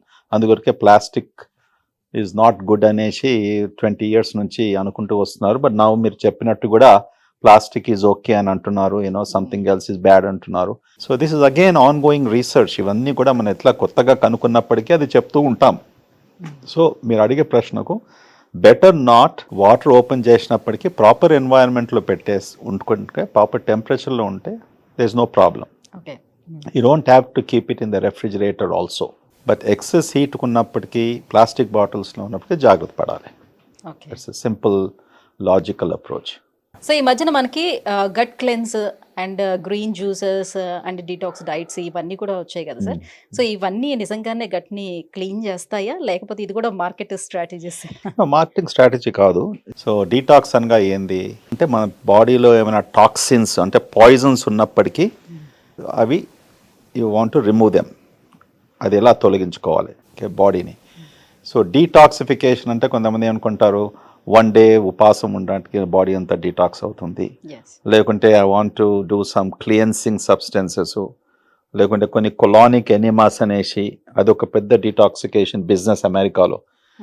ఈ సెంటర్స్కి వెళ్తారు, ఆ ఎనిమా ద్వారా యూనో డ్రిప్ 2 hours 3 hours నా కోల్న్ అంతా క్లీన్ అయినప్పటికీ ఉన్న అక్కడ బ్యాక్టీరియా అంతా వెళ్ళిపోయింది అనుకుంటారు. ఎంత మూర్ఖతనం అది. మన దగ్గర 100 trillion బ్యాక్టీరియా ఉన్నప్పటికీ ఒక 3-4 hours ఎనిమా ద్వారా కొలానిక్ లవాజ్ ద్వారా ఎలా తొలగించుకుంటాము, మళ్ళీ కొత్తవి పుడతాయి కదా. సో ఇటువంటి మూర్ఖతనము ఎలా వస్తుందంటే బిజినెస్ ఇంట్రెస్ట్ కామర్స్ ద్వారా యూనో ప్రజల్లో ఇటువంటి అవగాహన కలిగిస్తారు. కలిగించినప్పటికీ వాళ్ళు నమ్ముతారు, అనవసరంగా డబ్బు ఖర్చు పెట్టుకుంటారు, దానివల్ల ఏం ఉపయోగపడదు. సో డీటాక్సిఫికేషన్ అనేది అది 1 day ప్రొసీజర్ కాదు. ఒక దినం చేస్తే మళ్ళీ నెక్స్ట్ 90 days డేస్ నేను బిర్యానీ తినేస్తాను, లేకుంటే you know I can eat all jalebi or gulab jamun, అది కాదు. It is everyday practice. ప్రతిరోజు మనం భోంచేసేది మన బిహేవియరు, మనం ఏం వేసుకుంటున్నాము, okay, toxins, antitoxins, you know. So అందుకొరకు ఏం చెప్తాం మనం, ఫ్రూట్స్ ఉన్నాయి, కొన్ని వెజిటబుల్స్ ఉన్నాయి, they are rich in antioxidants అంటాం. యాంటీ ఆక్సిడెంట్స్, ఈ యాంటీ ఆక్సిడెంట్స్ ఏం చేస్తుంది, ఇటువంటి టాక్సిన్ను నల్ చేస్తుంది, ఇటువంటి టాక్సిన్ను ప్యూరిఫై చేస్తుంది బాడీలో. Okay. So if you balance your diet, మనం తీసుకునే ఫ్రూట్సే కానీ వెజిటబుల్సే కానీ which are rich in antioxidants తప్పకుండా మనం తీసుకున్నప్పటికీ ఈ టాక్సిన్స్ ఏవైతే మనతో ప్రొడ్యూస్ అవుతాయో అవి తగ్గుతాయి. దాంతో it will also protect your health. 1 time detoxification is humbug and దాంతో ఏం మనకు లాభం లేదు, అనవసరంగా డబ్బు ఖర్చు పెట్టుకుంటున్నాం. దానివల్ల ఐ థింక్ వితౌట్ దాట్ సేవింగ్స్లో పెట్టుకొని తిరుపతి లేకుంటే ఇక తీర్థయాత్రలకో లేకుంటే వెకేషన్కి పోతే బెటర్. ఓకే. సార్ మనకి ప్రోబయోటిక్స్ కావాలి అని అంటే ఒకప్పుడు మన ఊర్లలో చూసేవాళ్ళం, నేను కూడా చూసాను అమ్మమ్మ వాళ్ళ ఊర్లో. సో మంచిగా ఒక మట్టి కుండలో గంజన్నాన్ని పెట్టి దాన్ని పులియబెట్టడం అలాంటిది చేసేవారు. సో పులియబెట్టినటువంటి ఆహారాలు చాలా ఉండేవి. సో రాను ఏంటంటే అది పూర్ పీపుల్ ఫుడ్, దాన్ని అవాయిడ్ చేయాలన్నట్టుగా దాన్ని పక్కకు పెట్టేశారు. ఇప్పుడు ప్రోబయోటిక్స్ కావాలంటే క్యాప్సూల్స్ రూపంలో వస్తున్నాయని అంటున్నారు, వాటిని తీసుకోమంటున్నారు. వీటిని ఏ రకంగా తీసుకోవచ్చు అంటారు, తీసుకోవచ్చా లేదా? అసలు నేను చెప్పేది గ్యాస్ట్రోంట్రాలజిస్ట్ నా స్పెషాలిటీ. ఓకే. అండ్ ఈ ప్రోబయాటిక్స్ ఇది $multi-billion బిజినెస్ అయింది ప్రపంచం అంతా కూడా. ఓకే. సో పేషెంట్స్ వచ్చి నన్ను అడుగుతూ ఉంటారు, డాక్టర్ గారు ఐఎమ్ టేకింగ్ దిస్ ప్రోబయాటిక్స్, ఇది మంచిదా కాదా, తీసుకోవాలనా లేదా, ఆల్ దట్ స్టఫ్. సో 20 ఏళ్ళ నుంచి 25 ఏళ్ళ నుంచి ప్రోబయాటిక్ గురించి రీసెర్చ్ జరుగుతుంది. ఎన్నో రకరకాల పబ్లికేషన్స్ కూడా వచ్చాయి. ఒకసారి మంచిది, అందరూ తీసుకోవచ్చు. ఒకసారి కేవలం ఈ జబ్బులు ఉన్న వారికి ప్రోబయాటిక్స్ మైట్ హెల్ప్. ఇంక కొన్ని పబ్లికేషన్స్లో ప్రోబయాటిక్స్ తీసుకున్నప్పటికీ హార్ము, నీకు ఫంగల్ ఇన్ఫెక్షన్స్ రావచ్చు, ఓకే, నీకు వేరే ప్రాబ్లమ్స్ రావచ్చు, please don't take probiotics unnecessary అంటాం. మీరు అన్నట్టు best probiotic in the world, cheapest probiotic is పెరుగు. అంతే కదా. రైస్, గంజి అన్నము లేకుంటే రాత్రి వండిన రైస్ రెఫ్రిజిరేటర్లో పెట్టుకున్న తర్వాత ఫర్మెంటేషన్ అవుతుంది. ఆ ఫర్మెంటేషన్ అయినప్పటికీ ఏమవుతుంది, అందులో కొన్ని బ్యాక్టీరియా ఓకే ఉంటుంది. ఆ బ్యాక్టీరియా చాలా హెల్ప్ఫుల్. అంతే. ఫర్మెంటేషన్ వలన ఫర్ ఎగ్జాంపుల్ పెరుగులో ఏముంది, లాక్టోబాసిలస్ అంటాం. Lactobacillus is a very good component of this probiotic capsules. ఇప్పుడు ప్రోబయాటిక్స్ మనం బయట ఫార్మసీస్లో అమ్మినప్పటికీ కూడా మేము ఏం చూస్తాము, అందులో ఏ బ్యాక్టీరియల్ స్పీసీస్ ఉంది, సో ఈ ప్రోబయాటిక్స్ డిఫరెంట్ బ్యాక్టీరియల్ కల్చర్స్తో తయారవుతాయి. ఓకే అండ్ అందరికీ ఒకటే ప్రోబయాటిక్ హెల్ప్ కాదు. Okay so we will look into ఈ ప్రోబయాటిక్లో ఏ బ్యాక్టీరియల్ స్పీసీస్ ఉన్నాయి ఈ పేషెంట్కు. ఇప్పుడు సంబడి ఇన్ఫ్లామేటరీ బౌల్ డిసీజ్ అంటాం, అంటే గట్టుకు సంబంధించిన జబ్బులు. ఈ జబ్బుల్లో మేము బాగా ఆలోచిస్తూ పేషెంట్స్కు ప్రిస్క్రైబ్ చేస్తాం. ఈ డిసీజ్లో ఈ కాంపోజిషన్ ఉన్నప్పటికీ ఈ ప్రోబయాటిక్ బాగుంటుంది, తీసుకుంటే బెటర్ అనేసి. పర్సనలీ హెల్దీగా ఉన్నప్పటికీ నో ప్రోబయాటిక్ ఈజ్ నెసెసరీ. అంటే లాక్టో ఇంటాలరెన్స్ ఉండే వాళ్ళు ఇలా తీసుకోవచ్చా క్యాప్సూల్స్? లాక్టోజ్ ఇంటాలరెన్స్ ఉన్నప్పటికీ ఇప్పుడు లాక్టోజ్ ఫ్రీ మిల్క్ వచ్చింది, ఓకే ఆల్టర్నేటివ్ మిల్క్ తీసుకోవచ్చు, ఓకే దాంతో పెరుగు చేసుకోవచ్చు. ఆప్షన్స్ చాలా ఉన్నాయి. If necessary you can take Lactobacillus ఉన్న ప్రోబయాటిక్ తీసుకోండి. ఓకే, అది చేయడం కొద్ది కష్టం కానీ ఈజీగా మార్కెట్లో అవైలబుల్ ఉంది. అది ఎలా డైజెస్ట్ చేసుకుంటాము, మోర్ దెన్ మన ఫుడ్ ఆహారం డైజెషన్ కంటే ఎక్కువ ఇప్పుడు ప్రాబ్లం వచ్చింది information digestion. Information digestion is the biggest problem. దానికి నా దగ్గర ఏం మందు లేదు. ఇప్పుడు మీరు చెప్పారు పెరుగు తీసుకోమని చెప్పారు, కరెక్టే. మళ్ళీ అడుగుతారు ఇక్కడ పెరుగు కూడా ప్యాకెట్ లో వస్తుంది, రైస్ కూడా పాలిష్డ్ అయిపోయింది, నేను ఎలా తీసుకోవాలి దీన్ని, ఇది ఎలా నాకు హెల్ప్ అవుతుంది అని. అంటే పెరుగు వెస్టర్న్ కంట్రీస్లో ఎన్నో దశాల నుంచి పెరుగు డబ్బులలో వస్తుంది. బిగ్గెస్ట్ బ్రాండ్ అక్కడ డానన్ అంటాం. ఇప్పుడు అది కూడా ఇండియాలో కూడా అవైలబుల్ ఉంది. ఆ కంపెనీ ఇక్కడ కొలాబరేషన్తో కొన్ని డైరీ ఫార్మ్స్తో కూడా ఇండియాకు కూడా వచ్చింది. Danone is the very popular a grocery store. డాన్ వాళ్ళు ఏం చేశారంటే చూడు, ఈ కమర్షియల్లో ప్రోబయాటిక్స్ ఎవరైతే ప్రొడ్యూస్ చేసి you know thousands of dollars millions of dollars సంపాదించుకున్నారు. అదే వీడు అనుకుంటున్నాడు నేను మంచిగా పెరుగు అమ్ముతున్నాను, ఓకే ఇది న్యాచురల్ ప్రోబయాటిక్, వీడు కమర్షియల్ గా వచ్చేసి క్యాప్సూల్స్ అమ్మేసి వీడు ఇంత బిలియన్స్ కొట్టేస్తున్నాడు అనేసి. సో వాళ్ళు ఏం చేసుకున్నారు, వాళ్ళు ప్రోబయాటిక్ బిజినెస్ పోయారు.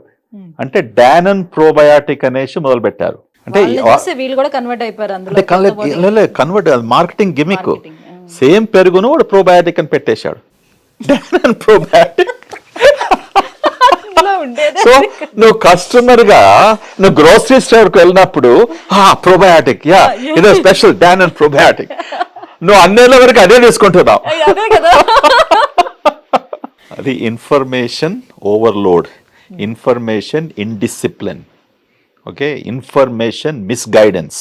మీరు ప్రజలకు కన్వే చేసే ఏదే కానీ న్యూసే కానీ ఇన్ఫర్మేషనే కానీ హానెస్ట్ ఇన్ఫర్మేషన్ ఉంటే అందరు బాగుపడతారు. సో ఇప్పుడు మిల్క్ వచ్చేటప్పుడు కూడా ప్యాకెట్ పాలల్లో అసలు పోషకాలు ఏమైనా మిగిలి ఉంటున్నాయా, అందులో అవి తాగడం వల్ల ఏమైనా బెనిఫిట్ ఉంటుందా, పిల్లలకి ఇవ్వచ్చా? ఇప్పుడు అగైన్ ఇప్పుడు బిస్లరీ బాటిల్స్ అని చెప్పాను, ఓకే. సో మీ నమ్మకంతో ఇప్పుడు ఇండియాలో one of the largest dairy నాకు తెలిసిన మట్టుకు అమూల్. వాళ్ళు ఎన్నో ఇయర్స్ నుంచి ఆ బిజినెస్లో ఉన్నారు. సో ఆబ్వియస్లీ వీళ్ళు ఇన్ని రోజుల నుంచి బిజినెస్లో ఉన్నారు, వారి గురించి ఏమైనా చెడుగా ఏం వినలేదు, ఎవరు చనిపోలేదు అన్నప్పటికీ మనకు నమ్మకం ఉంటుంది.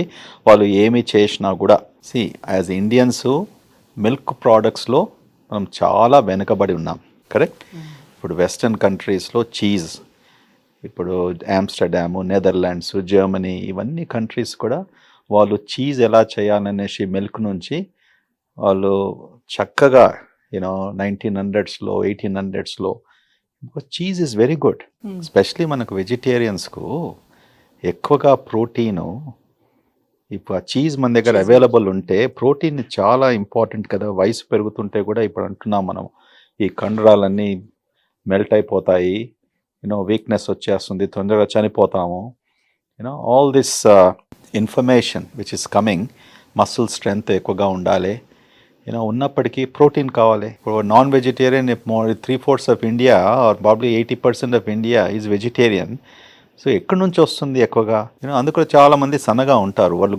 ఎస్పెషలీ ఇఫ్ దేర్ ఆర్ వాళ్ళు ఎగ్స్ కూడా తినకుంటే, లేకుంటే పెరుగు కూడా తీసుకోకుంటే. So there is no source of protein. So cheese is a very good form of protein. ఇప్పుడు మన దగ్గర చీజ్ అవైలబుల్ ఉంది, కానీ ఎంతమంది తీసుకుంటున్నారు అంటే ఇప్పుడు వచ్చే ప్రచారం కూడా మరి అదే జరుగుతుంది కదా సార్. చీజ్ కూడా అధిక మోతాదులో చీజ్ ఇలాంటివన్నీ, బట్టర్ తీసుకున్నా, చీజ్ తీసుకున్నా సో కొవ్వు ఎక్కువగా పేరుకుపోతుంది, సో హార్ట్ ఇష్యూస్ వచ్చేస్తాయి, ఇవన్నీ చెప్తుండేటప్పుడు ఆటోమేటిక్ గా అవాయిడ్ చేసుకుంటూ వెళ్తున్నారు. రైట్. ఇప్పుడు అవన్నీ 1990s వరకు 2000 వరకు ఉండే. ఇప్పుడు American heart association 5-6 years back వచ్చి ఏం చెప్పింది, కొలెస్ట్రాల్ వలన గుండె జబ్బు రాదు అంటే కొద్దిగా మోడిఫికేషన్ ఆ స్టేట్మెంట్లో. Cholesterol is not the only thing గుండె జబ్బుకు కారణం అని చెప్పారు. మనం అంతవరకు మనకేం అర్థం ఉండే, కొలెస్ట్రాల్ ఎక్కువగా ఉన్నప్పటికీ మన రక్తనాళల్లో, గుండెకు పోయే రక్తనాళల్లో బ్లాకేజెస్ వచ్చేసి పేషెంట్స్కు హార్ట్ అటాక్స్ వస్తున్నాయన్నారు. మీరు చెప్పండి, ఇండియాలో 30 ఏళ్ళలో 40 ఏళ్ళలో ఎంతోమందికి హార్ట్ అటాక్స్ వస్తూ ఉంటాయి. మొత్తం ప్రపంచమంతా చూసుకుంటే ఇండియాలో ఎర్లీ ఆర్ యంగ్ ఏజ్లో ఏవైతే హార్ట్ అటాక్స్ వస్తాయి ఇంకెక్కడ కూడా రావు. ఎందువలన వస్తున్నాయి? వాడు 30 years 40 years లావుగా లేడు, డయాబెటీస్ లేదు, బ్లడ్ ప్రెషర్ లేదు, స్మోకరు కాడు, కానీ సడన్ స్ట్రెస్ వల్ల. Stress is one of the biggest thing. Pollution వల్ల, ఆల్ దీస్ ఫ్యాక్టర్స్. కొలెస్ట్రాల్ మనకి 250 కూడా ఉండొచ్చు. It's not necessary. సో ఏం చెప్తున్నానంటే దీని గురించి, మీరు అన్నట్టు చీజ్ అంతా బ్యాడ్ ఉండడం వల్లే వస్తుంది. ఇప్పుడు కొలెస్ట్రాల్ అనేది కాదు, ట్రైగ్లిసరైడ్స్ ఎక్కువగా. Triglycerides also a part of lipid system. ఎక్కువగా ట్రైగ్లిసరైడ్స్ ఎక్కువగా ఎప్పుడు పెడతాయి? కార్బోహైడ్రేట్. మనం ఇంత అన్నం తింటాం, ఓకే, మన డైట్ అంతే కదా, rich in this thing. Triglycerides, high triglycerides are equally bad or more bad. అది ఈజీగా సాల్వ్ చేసుకోవచ్చు కదా మనం సాధారణంగా. మనం in fact triglycerides are easy to manage than cholesterol. మనం కొద్దిగా ఆహారంలో చేంజ్ తెప్పించుకున్నప్పటికీ, ఎక్సర్సైజ్ చేసినప్పటికీ తప్పకుండా వితౌట్ మెడికేషన్ ట్రైగ్లిసరైడ్స్ తగ్గే అవకాశం ఉంటుంది. కానీ కొలెస్ట్రాల్ ప్రాబ్లం ఏంది? అందరికీ చెప్పినట్టు అందరికీ తెలుసు, ప్రజలకు కూడా 80 to 90% of the cholesterol we call endogenous cholesterol. అంటే మన బాడీలో తయారవుతుంది, మన ఆహారం వలన కాదు. సో కొంతమంది అంత స్ట్రిక్ట్గా ఉన్నప్పుడు కూడా కొలెస్ట్రాల్ ఎక్కువగా ఎందుకు ఉంటుందంటే, జెనెటికల్లీ ఆ cholesterol they are making more. దానికి అన్ని థియరీస్ ఉన్నాయి. ఇప్పుడు ప్రజలు అర్థం చేసుకోవడానికి కష్టం అవుతుంది. ప్రజల్లో ఎక్కువగా కొలెస్ట్రాల్ ఉన్నప్పటికీ most of this is genetically mediated. So ఇటువంటి పేషెంట్స్కు ఇంకా జాగ్రత్త పడాలి. డైట్లో పుష్టంగా డైలీ మంచిగా 1 చెంచా 2 చెంచాలు ఘీ ప్రతి మీల్లో మీరు తీసుకోండి. There is no problem according to the new research. So anything మనం మోడరేషన్లో చేసినప్పటికీ, ఇప్పుడు బాగా లావుగా ఉన్నాడు ఒక అతను, ఓకే, 150 kilos ఉన్నాడు. ఇటువంటి వాళ్ళు డైలీ ఘీ తీసుకొని, లేకుంటే డైలీ చీజ్ తీసుకొని, డైలీ స్వీట్స్ తీసుకున్నప్పటికీ they is a problem. Otherwise cheese is a very good protein. Vegetarians have to realize, vegetarians అర్థం చేసుకోవాలి. చీజ్ ఎలా తయారవుతుంది? Condense milk. ఇంత మిల్క్ మనం త్రాగేది బదులు you can eating this nice pieces of cheese and చాలా tasty. ఇవాళ రేపు ఎన్ని రెసిపీస్ అమ్మా. నేను ఇన్స్టాగ్రామ్లో కార్లో చూస్తుంటే నాకు నా నోట్లో నూరు ఆడుతుంది. అరే నాకు చెప్పాలి, వాళ్ళ ఇంటికి వెళ్ళేసి ఇలాంటివి చేస్తే ఎంత బాగుంటుంది. నేను చేస్తాను అది చేస్తూ మా cook I push the button, okay. ఎంత సులభం చేసిన ఇన్స్టాగ్రామ్లో simple things you can make it so well. So అందరినీ నేను ఇన్స్టాగ్రామ్ ఏదైతే dietary this thing cooking recipes ఉన్నాయి కదా, అది బ్రహ్మాండంగా మన వాళ్ళకు చాలా ఉపయోగపడుతుంది. సార్ ఇప్పుడు మరి యోగట్ మంచిదని చెప్తున్నారు, కానీ ఆ యోగట్ తో పాటు ఈ మధ్యన చాలా రకాల ఫ్రూట్స్ ని మిక్స్ చేసి కూడా మనకి వస్తున్నాయి, ఆ ఫ్లేవర్స్ లో కూడా వస్తున్నాయి కదా. సో అలా తీసుకోవచ్చు అంటారు. ఇప్పుడు మన పొట్టకి సూట్ కానీ కొన్ని రకాల విరుద్ధ ఆహారాలు కూడా ఉంటాయి. చాలా మందికి అవన్నీ తెలియక సో టేస్ట్ బాగుంది కదా అని చాలా మంది తినేస్తూ ఉంటాం. జస్ట్ లైక్ ఇప్పుడు మన షడ్రుచులతో ఒక మంచిగా వేడివేడిగా భోజనం తిన్నాం సార్. లాస్ట్ లో మన పెద్దలు చెప్తూ ఉంటారు, ఏదైనా ఒక స్వీట్ ఐటమ్ లాస్ట్ లో తినాలి అని చెప్తుంటారు. సో ఆ స్వీట్ ఐటమ్ ని మనం పక్కన పెట్టేసి చల్లగా ఉండేటటువంటి ఒక ఐస్ క్రీమ్ తెచ్చుకొచ్చి లాస్ట్ ఫినిషింగ్ టచ్ ఇస్తాం. సో ఇంత వేడి ఆహారం తినిన తర్వాత లాస్ట్ లోని చల్లగా ఈ ఐస్ క్రీమ్ తింటే ఏమైనా అది విరుద్ధ ఆహారమా? అలా తీసుకోవచ్చా, తీసుకోకూడదా? అబ్సల్యూట్లీ ఏం ప్రాబ్లం లేదు. ఫ్రూట్ మాత్రం భోంచేసిన తర్వాత తీసుకోకుంటే బెటర్. గివ్ సమ్ గ్యాప్ అంటాం. ఫ్రూట్ ఈటింగ్, ఫ్రూట్ తీసుకున్నప్పటికీ ఇదొక సైంటిఫిక్ పబ్లికేషన్. నా మళ్ళీ రేపు వచ్చేసి కొత్తగా పబ్లిష్ చేయొచ్చు అని తెలియదు నాకు. So I'm disclaimer, I'm already disclaimer. తిన్న తర్వాత ఫ్రూట్స్ తింటే మంచిగా డైజెషన్ అవుతుంది ఆల్రెడీ. It's not. ఎందుకంటే మనం ఎందుకు ఫ్రూట్స్ తీసుకుంటున్నాం? నాట్ బికాస్ స్వీట్ టేస్ట్ కొరకు. Fruit has a nutritive value. ఫ్రూట్లో ఇంతకుముందు చెప్పినట్టు antioxidants, vitamin C, vitamin A, all these things are there. So భోంచేయగానే ఫ్రూట్ తీసుకున్నప్పటికీ మన తినే ఆహారము ఆ అబ్జార్ప్షన్ను ఎఫెక్ట్ చేస్తుంది. కరెక్ట్. కడుపులో 4 గంటలు ఉంటుంది మన ఫుడ్. సో అప్పుడే పోయి ఫ్రూట్ తినేసావు. మనం తిన్న ఫుడ్లో డిఫరెంట్ కెమికల్స్ సబ్స్టెన్సెస్ ఉంటాయి. ఎంత అబ్జార్బ్ అవుతుంది, ఏది అబ్జార్బ్ అవుతుంది, దట్ క్వశ్చన్ వస్తుంది కదా. అందుకొరకు కొన్ని మెడికేషన్స్, మనం మెడిసిన్స్ తీసుకున్నప్పుడు ఏం చెప్తాం, ఇది భోజనం చేసిన తర్వాత తీసుకోండి, ఇది భోజనం చేయక ముందు తీసుకోండి, ఇది భోజనం చేసిన గంట తర్వాత తీసుకోండి. ఇవన్నీ ఎందుకు చెప్తాము, రీసెర్చ్లో కనుక్కున్నప్పటికీ ఈ అబ్జార్ప్షన్ చాలా మ్యాక్సిమంగా ఉంటుంది, అది మీకు హెల్ప్ అవుతుంది. సో ఫ్రూట్ సంగతి కూడా అంతే. When you're eating the fruit, ఎంత ఎంటీ స్టమక్లో తీసుకున్నప్పటికీ 1 గంట ముందు 1 గంట తర్వాత ఏం తీసుకోకుంటే బెటర్గా ఉంటుంది అనేసి కొద్దిగా రీసెర్చ్లో చెప్పారు. అందుకొరకే నేను డైలీ మార్నింగ్ నా బ్రేక్ఫాస్ట్ అంతా కూడా మంచి ఫ్రూట్, మిక్స్డ్ ఫ్రూట్ బౌల్. నేను దాని ముందు దోశ తినను, దాని తర్వాత ఇడ్లీ తినను, దాని తర్వాత ఐ వాంట్ గివ్ మా స్టమక్ స్పేస్ ఇచ్చేసి let this fruit completely get absorbed. నేనేం పాటిస్తాను, నేను డైలీ ఉదయము యాంటీ ఆక్సిడెంట్ జ్యూస్ అనేసి ఇంట్లో బ్లెండర్లో కేలు, సెలరీ, కివీ ఫ్రూటు వేసుకొని గ్లాస్లో గ్రీన్ బాటిల్, అది గ్రీన్గా ఉంటుంది. అది చూస్తుంటే కూడా నాకు భయం అవుతుంది ఒకసారి, ఎందుకంటే చేదుగా ఉంటుంది. అయినా అమ్మా ఇది ఎందుకు తీసుకుంటున్నారా బాబు ఇది అనేసి, బట్ అలవాటు అయిపోయింది. ఏంటంటే I drink like medicine. So everything, మనం ప్రతిదీ భోంచేసిన ఆహారము, ప్రతిదీ తీసుకునేది అది కేవలం టేస్టీగా ఉండాలని మనం ఆ ఉద్దేశం పెట్టుకోకూడదు. కాకరకాయ బాగా బిటర్గా ఉంటుంది కదా, నేనైతే అసలు అది మా నాన్నగారు ఎంత ప్రాణంతో తినేది. ఆయనకు వారంలో 2 సార్లు కాకరకాయ లేనిది భోజనము పోయేది కాదు. అదే నేను అస్సలు కాకరకాయ అంటే కోపం వచ్చేది. ఎంత బిటర్గా ఎలా తింటారు. ఇప్పుడు తింటాను అప్పుడప్పుడు, ఎప్పుడో ఒకసారి. See what is bitter to somebody is sweeter to you, what is sweet to is bitter to somebody. But మా నాన్నగారు, ఆయనకి ఇవన్నీ వెజిటబుల్స్ గురించి, ఎందుకంటే వాళ్ళందరూ బాగా గీత, సంస్కృతం ఇవన్నీ టీవీ వాళ్ళు చదివేది, చూసేది అండ్ స్ట్రిక్ట్గా ఫాలో అయ్యేది. స్ట్రిక్ట్గా ఫాలో అయినప్పటికీ నాకు ఆ బిట్టర్ టేస్ట్ ఎందుకనేసి చిన్నపిల్లని why do want eat this మా అమ్మగారు మంచిగా చికెన్ వండి పెట్టేస్తారు, తీసుకుంటాను. But it's very good. కాకరకాయ is bitter. Later in life ఇవన్నీ జబ్బులు వచ్చాయికి అన్ని డబ్బంతా ఖర్చు పెట్టే బదులు, so try something which is bitter that doesn't taste well.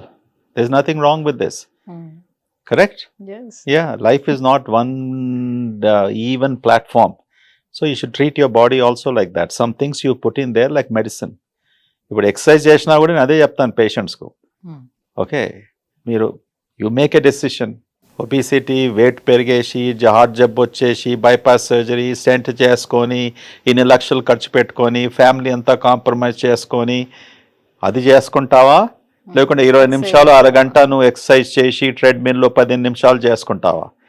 Okay, హాస్పిటల్లో కూడా మీరు జిమ్ పెట్టారంట. అసలు హాస్పిటల్స్ లోని జిమ్స్ అని చూడలేదు. అవును, అది జిమ్ ఎవరి కొరకు పెట్టానంటే నా కొరకు పెట్టుకోలేదు.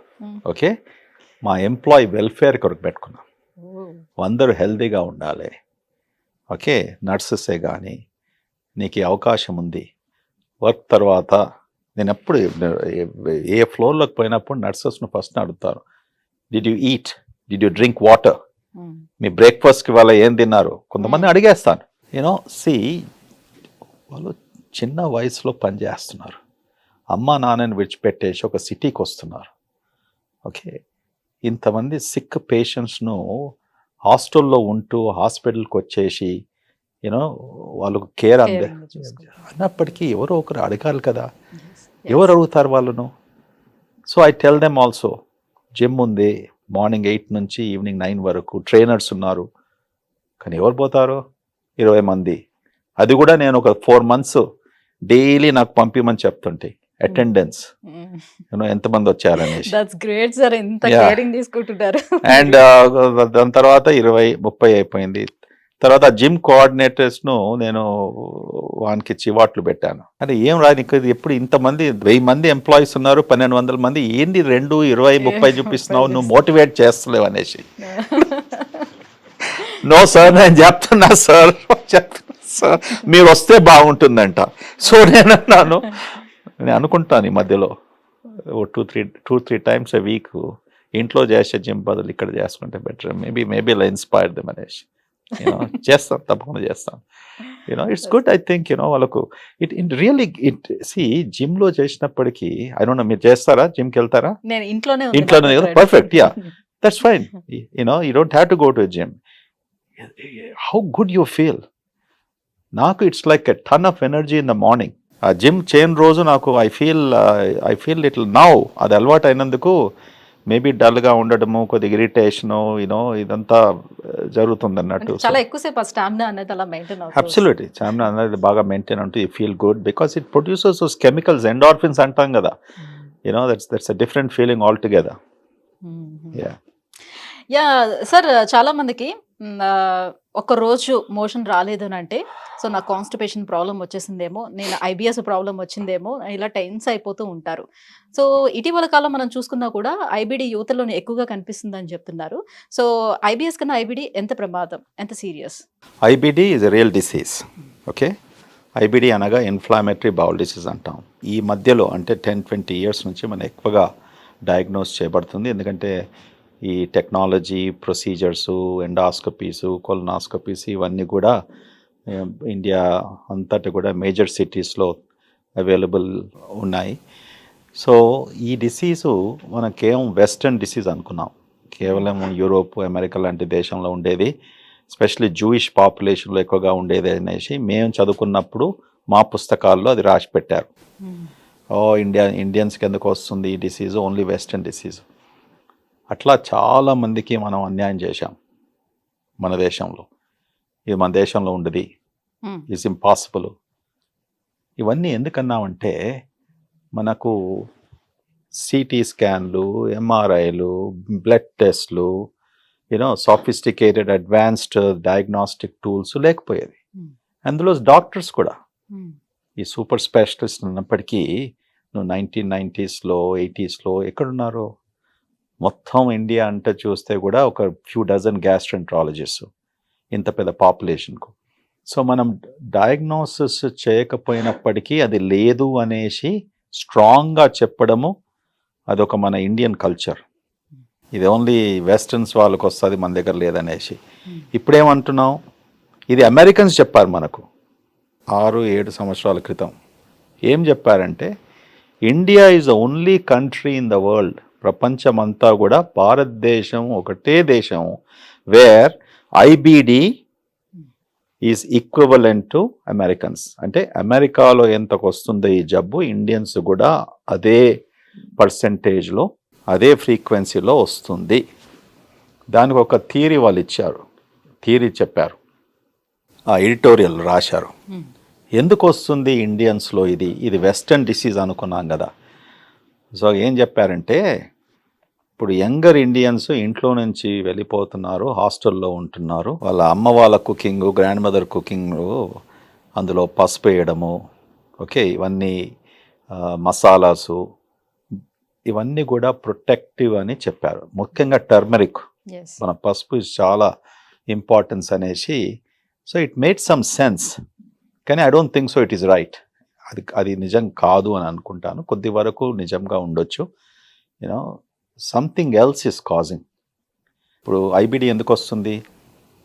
గట్ మైక్రోబయోమ్లో చేంజ్ అయినప్పటికీ అది ప్రూవన్. ఇప్పుడు ఆఫ్టర్ 50, 60, 70 ఇయర్స్ ఆఫ్ రీసెర్చ్ ఒక కంక్లూషన్కి వచ్చాం.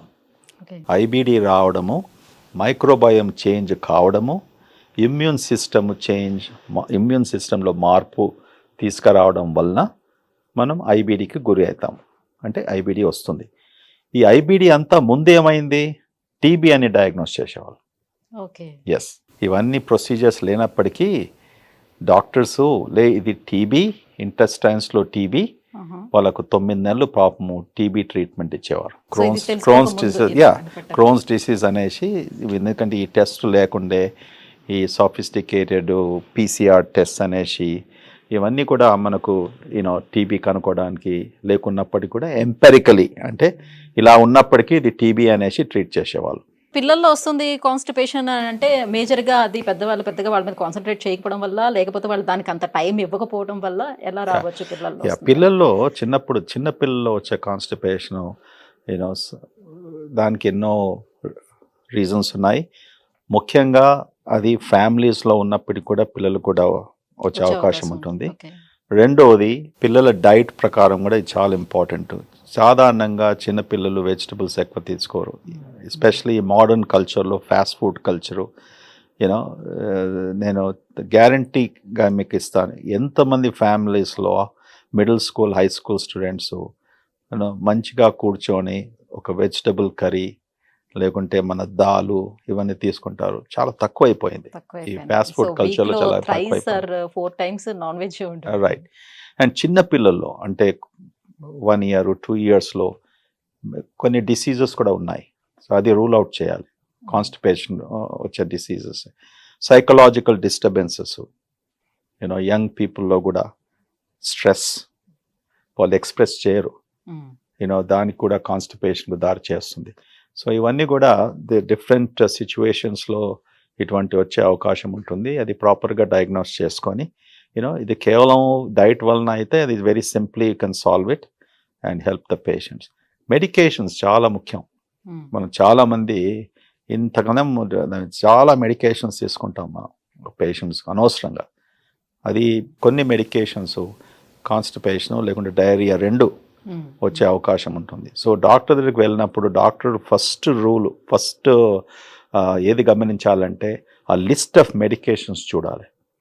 ఓకే, డాక్టర్స్ తొందరపడి ఇది ఉండేసి అనేసి ఈ టెస్ట్లు రాయడము, ఓకే, ఆ మెడికేషన్ చూడకపోవడము.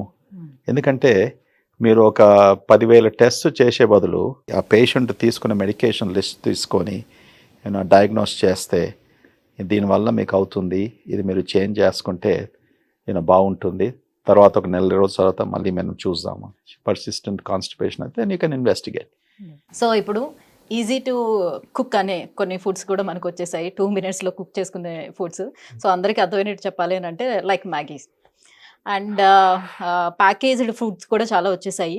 అండ్ అందులో చాలా ప్రిజర్వేటివ్స్ ఉంటున్నాయి, షుగర్స్ ఉంటున్నాయి. బట్ వాడైతే లేబుల్ మీద ఇస్తాడు, ప్యాకెట్ లేబుల్ మీద ఇంగ్రీడియంట్స్. పాప వాడు తప్పే లేదని చెప్పొచ్చు, అన్ని ఏం మిక్స్ చేస్తానని ఇస్తాడు, ఇంత చిన్న అక్షరాలు ఇస్తాడు పాప. కానీ అది ఎవరో మనం చూడం, పైన ఉన్న ఈ బొమ్మను చూసి ఓకే ఇది బాగుంది అన్నట్టు తీసుకొస్తాం. సో దీనివల్ల వచ్చే కాంప్లికేషన్స్ ఏమి ఉంటాయి? కాంప్లికేషన్స్ ఏం లేదు, మీరు అన్నట్టు లేబుల్ చదువుతాం కదా, బ్రహ్మరాత్ర అదంతా రాసి పెడతాడు అక్కడ. అందులో ప్రోటీన్ ఇంత, షుగర్స్ ఇంత, సోడియం ఇంత, పొటాషియం ఇంత, అన్ని రాసి ఉంటాయి. ఎవరు చదవలేరు అందు కూడా చదవం కదా మనం. అదే కదా మీరు అదే అంటున్నారు కదా మనం. అది చదవకుండా కలర్ ద్వారా లేకుంటే రుచిగా ఉంటుంది అనేసి వాళ్ళు తీసుకుంటారు, తర్వాత కొన్ని వచ్చే ప్రాబ్లమ్స్ వస్తుంటాయి. కానీ అది చెప్పేది ఏంటంటే it's a good thing packet మీద రాసేది, ఎందుకంటే మనం క్యాలరీస్ ఎన్ని వస్తున్నాయి అనేసి కనుక్కుంటాం. కొంతమంది నేను చూసేది ప్యాకెట్లో ఇది క్యాలరీస్ ఎంత, okay, because you're calorie conscious, weight పెరుగుతుంది, షుగర్ ఎక్కువగా ఉంది, అంతవరకు చూసుకుంటే పర్లేదు. ఓకే, ఇప్పుడు ఫర్ ఎగ్జాంపుల్ మనం సే బాదాం అనుకోండి, ఆల్మండ్స్, ఓకే, నీకు ఇష్టం ఉంటుంది, ఏమంటాం మనము, ఒక ఫిస్ట్ ఫుల్ ఆఫ్ ఆల్మండ్స్ అంటే మీ పాములో ఒక 5-6 ఆల్మండ్స్ తింటే డైలీ మోర్ దెన్ ఇనఫ్. అది రోస్టెడ్ ఆల్మండ్స్ ఉందనుకోండి, 5 తినేస్తాము, 10 తినేస్తాము, 20 తినేస్తాము, 30 తినేస్తాము. దాని నుంచి ఎన్ని క్యాలరీస్? 400, 500, 600 క్యాలరీస్. అరగంటలో మీరు అన్ని క్యాలరీస్ మీరు తీసుకున్నారు. సో లేబులింగ్ ఈజ్ ఇంపార్టెంట్, అన్ని రకాలుగా మనకు హెల్ప్ అవుతుంది. దాని తర్వాత మీరు అన్నారు కదా 2 minutes 5 minutes కుకింగ్, అది కూడా చాలా ఇంపార్టెంట్. ఇప్పుడు ఎయిర్ ఫ్రైయర్ అంటాం కదా, ఎయిర్ ఫ్రైయర్స్, ఓకే, చాలా మంది కూడా చిన్న ఎయిర్ ఫ్రైయర్స్, ఇది air fryer is better then even oven. Okay, ఇప్పుడు చాలా మంది ఇళ్ళల్లో చిన్న ఎయిర్ ఫ్రైయర్స్, పెద్ద ఎయిర్ ఫ్రైయర్స్ పెట్టుకున్నారు. Air fryer is actually good, ఎందుకంటే without oil, without anything, and అది బాగా టేస్టీగానే ఉంటుంది. ఈ అవన్స్ కూడా ఇవాళ ఇప్పుడు మీరు అన్నారు కదా, ఇంత పెద్ద పెద్ద అపార్ట్మెంట్స్ పెట్టుకుంటున్నారు, కిచెన్ ఇంత సన్నగా ఉంది అనేసి. కానీ ఇవి పోయి అక్కడ చూడాలి, మెజెస్టిక్ అవన్స్ ఉంటాయి వీళ్ళు. అది సంవత్సరం ఒకసారి యూజ్ చేస్తే కూడా బాగానే ఉంటుంది. Okay, right. ఎగ్జాంపుల్ ఎందుకు చేయాలంటే ఒకటి భయం. దేని వలన భయము? బయటి ప్రపంచంలో వెస్టర్న్ సివిలైజేషన్స్లో అది ఎప్పటి నుంచో ఉన్నాయి. వాళ్ళకు మేజర్ కుకింగ్ అంతా కూడా నాట్ మన గ్యాస్ స్టవ్స్లో తాల్పు వేయడము, ఆయిల్ వేయడము, first onions, garam masala, all this routine. Okay, అది అక్కడ లేదు కదా. Chop chop chop chop chop. Okay, అవన్లో పెట్టండి. Here is a casserole, here is a meat loaf. Okay, and nice meal. మన దగ్గర కూడా ఇప్పుడు అవన్స్ పెట్టుకున్నందుకు, ఎయిర్ ఫ్రైయర్స్ ఉన్నందుకు, ఆ లేబుల్ మీద ఇన్స్ట్రక్షన్స్ ఉంటాయి. Keep it for 5 minutes or keep it for 4 minutes. లేకుంటే 5 minutes 3 minutes తర్వాత దాన్ని మళ్ళీ అందులో ఇది తిప్పేయండి. So the other side also gets warmer whatever your keeping in the food. That is very important. మీకు చెప్పాలంటే నిన్నే ఇన్స్టాగ్రామ్లో air fryer different dishes temperatures పెట్టాడు. రే ఇది బ్రహ్మాండంగా ఉంది, ఇది నాకు ఒక లివర్ డిసీజ్ ఫార్ములాగా ఉంది, ఇది జ్ఞాపకం పెట్టుకోవాలంటే నేను నోట్స్లో పెట్టుకుంటాను అనేసి ఇమీడియట్లీ మా ఇంట్లో ఉన్న పనివానికి పంపించేశాను. అరే ఇది ప్రింట్ చేసుకొని కిచెన్ డ్రాలో పెట్టుకొని రా, లేకుంటే అస్తమానం వాడు సమోసాని ఎయిర్ ఫ్రైర్ చేస్తుంటే ఎన్ని నిమిషాలు పెట్టాలి వాళ్ళకి ఏం తెలుసు.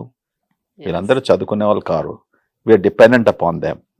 ఓకే, సో అది చాలా ముఖ్యం. వన్ ఈస్ క్యాలరీస్, షుగరు, ఈ కంటెంట్, దాని తప్ప ఇంకేం వేరే ఎక్కువ చూసేది అక్కర్లేదు. రెండోది ఎలా కుక్ చేయాలి. లేకుంటే ఇవన్నీ తీసుకొచ్చేసి సరిగ్గా టెంపరేచర్లో మీరు పెట్టుకొని కుక్ చేయకుంటే it won't taste well. Okay, అది కేవలం ఒక నిమాయిష్ కొరకు ఉండిపోతుంది. మీరు అన్నట్టు మీ ఇంట్లో మంచి అవన్ ఉంది కదా, సో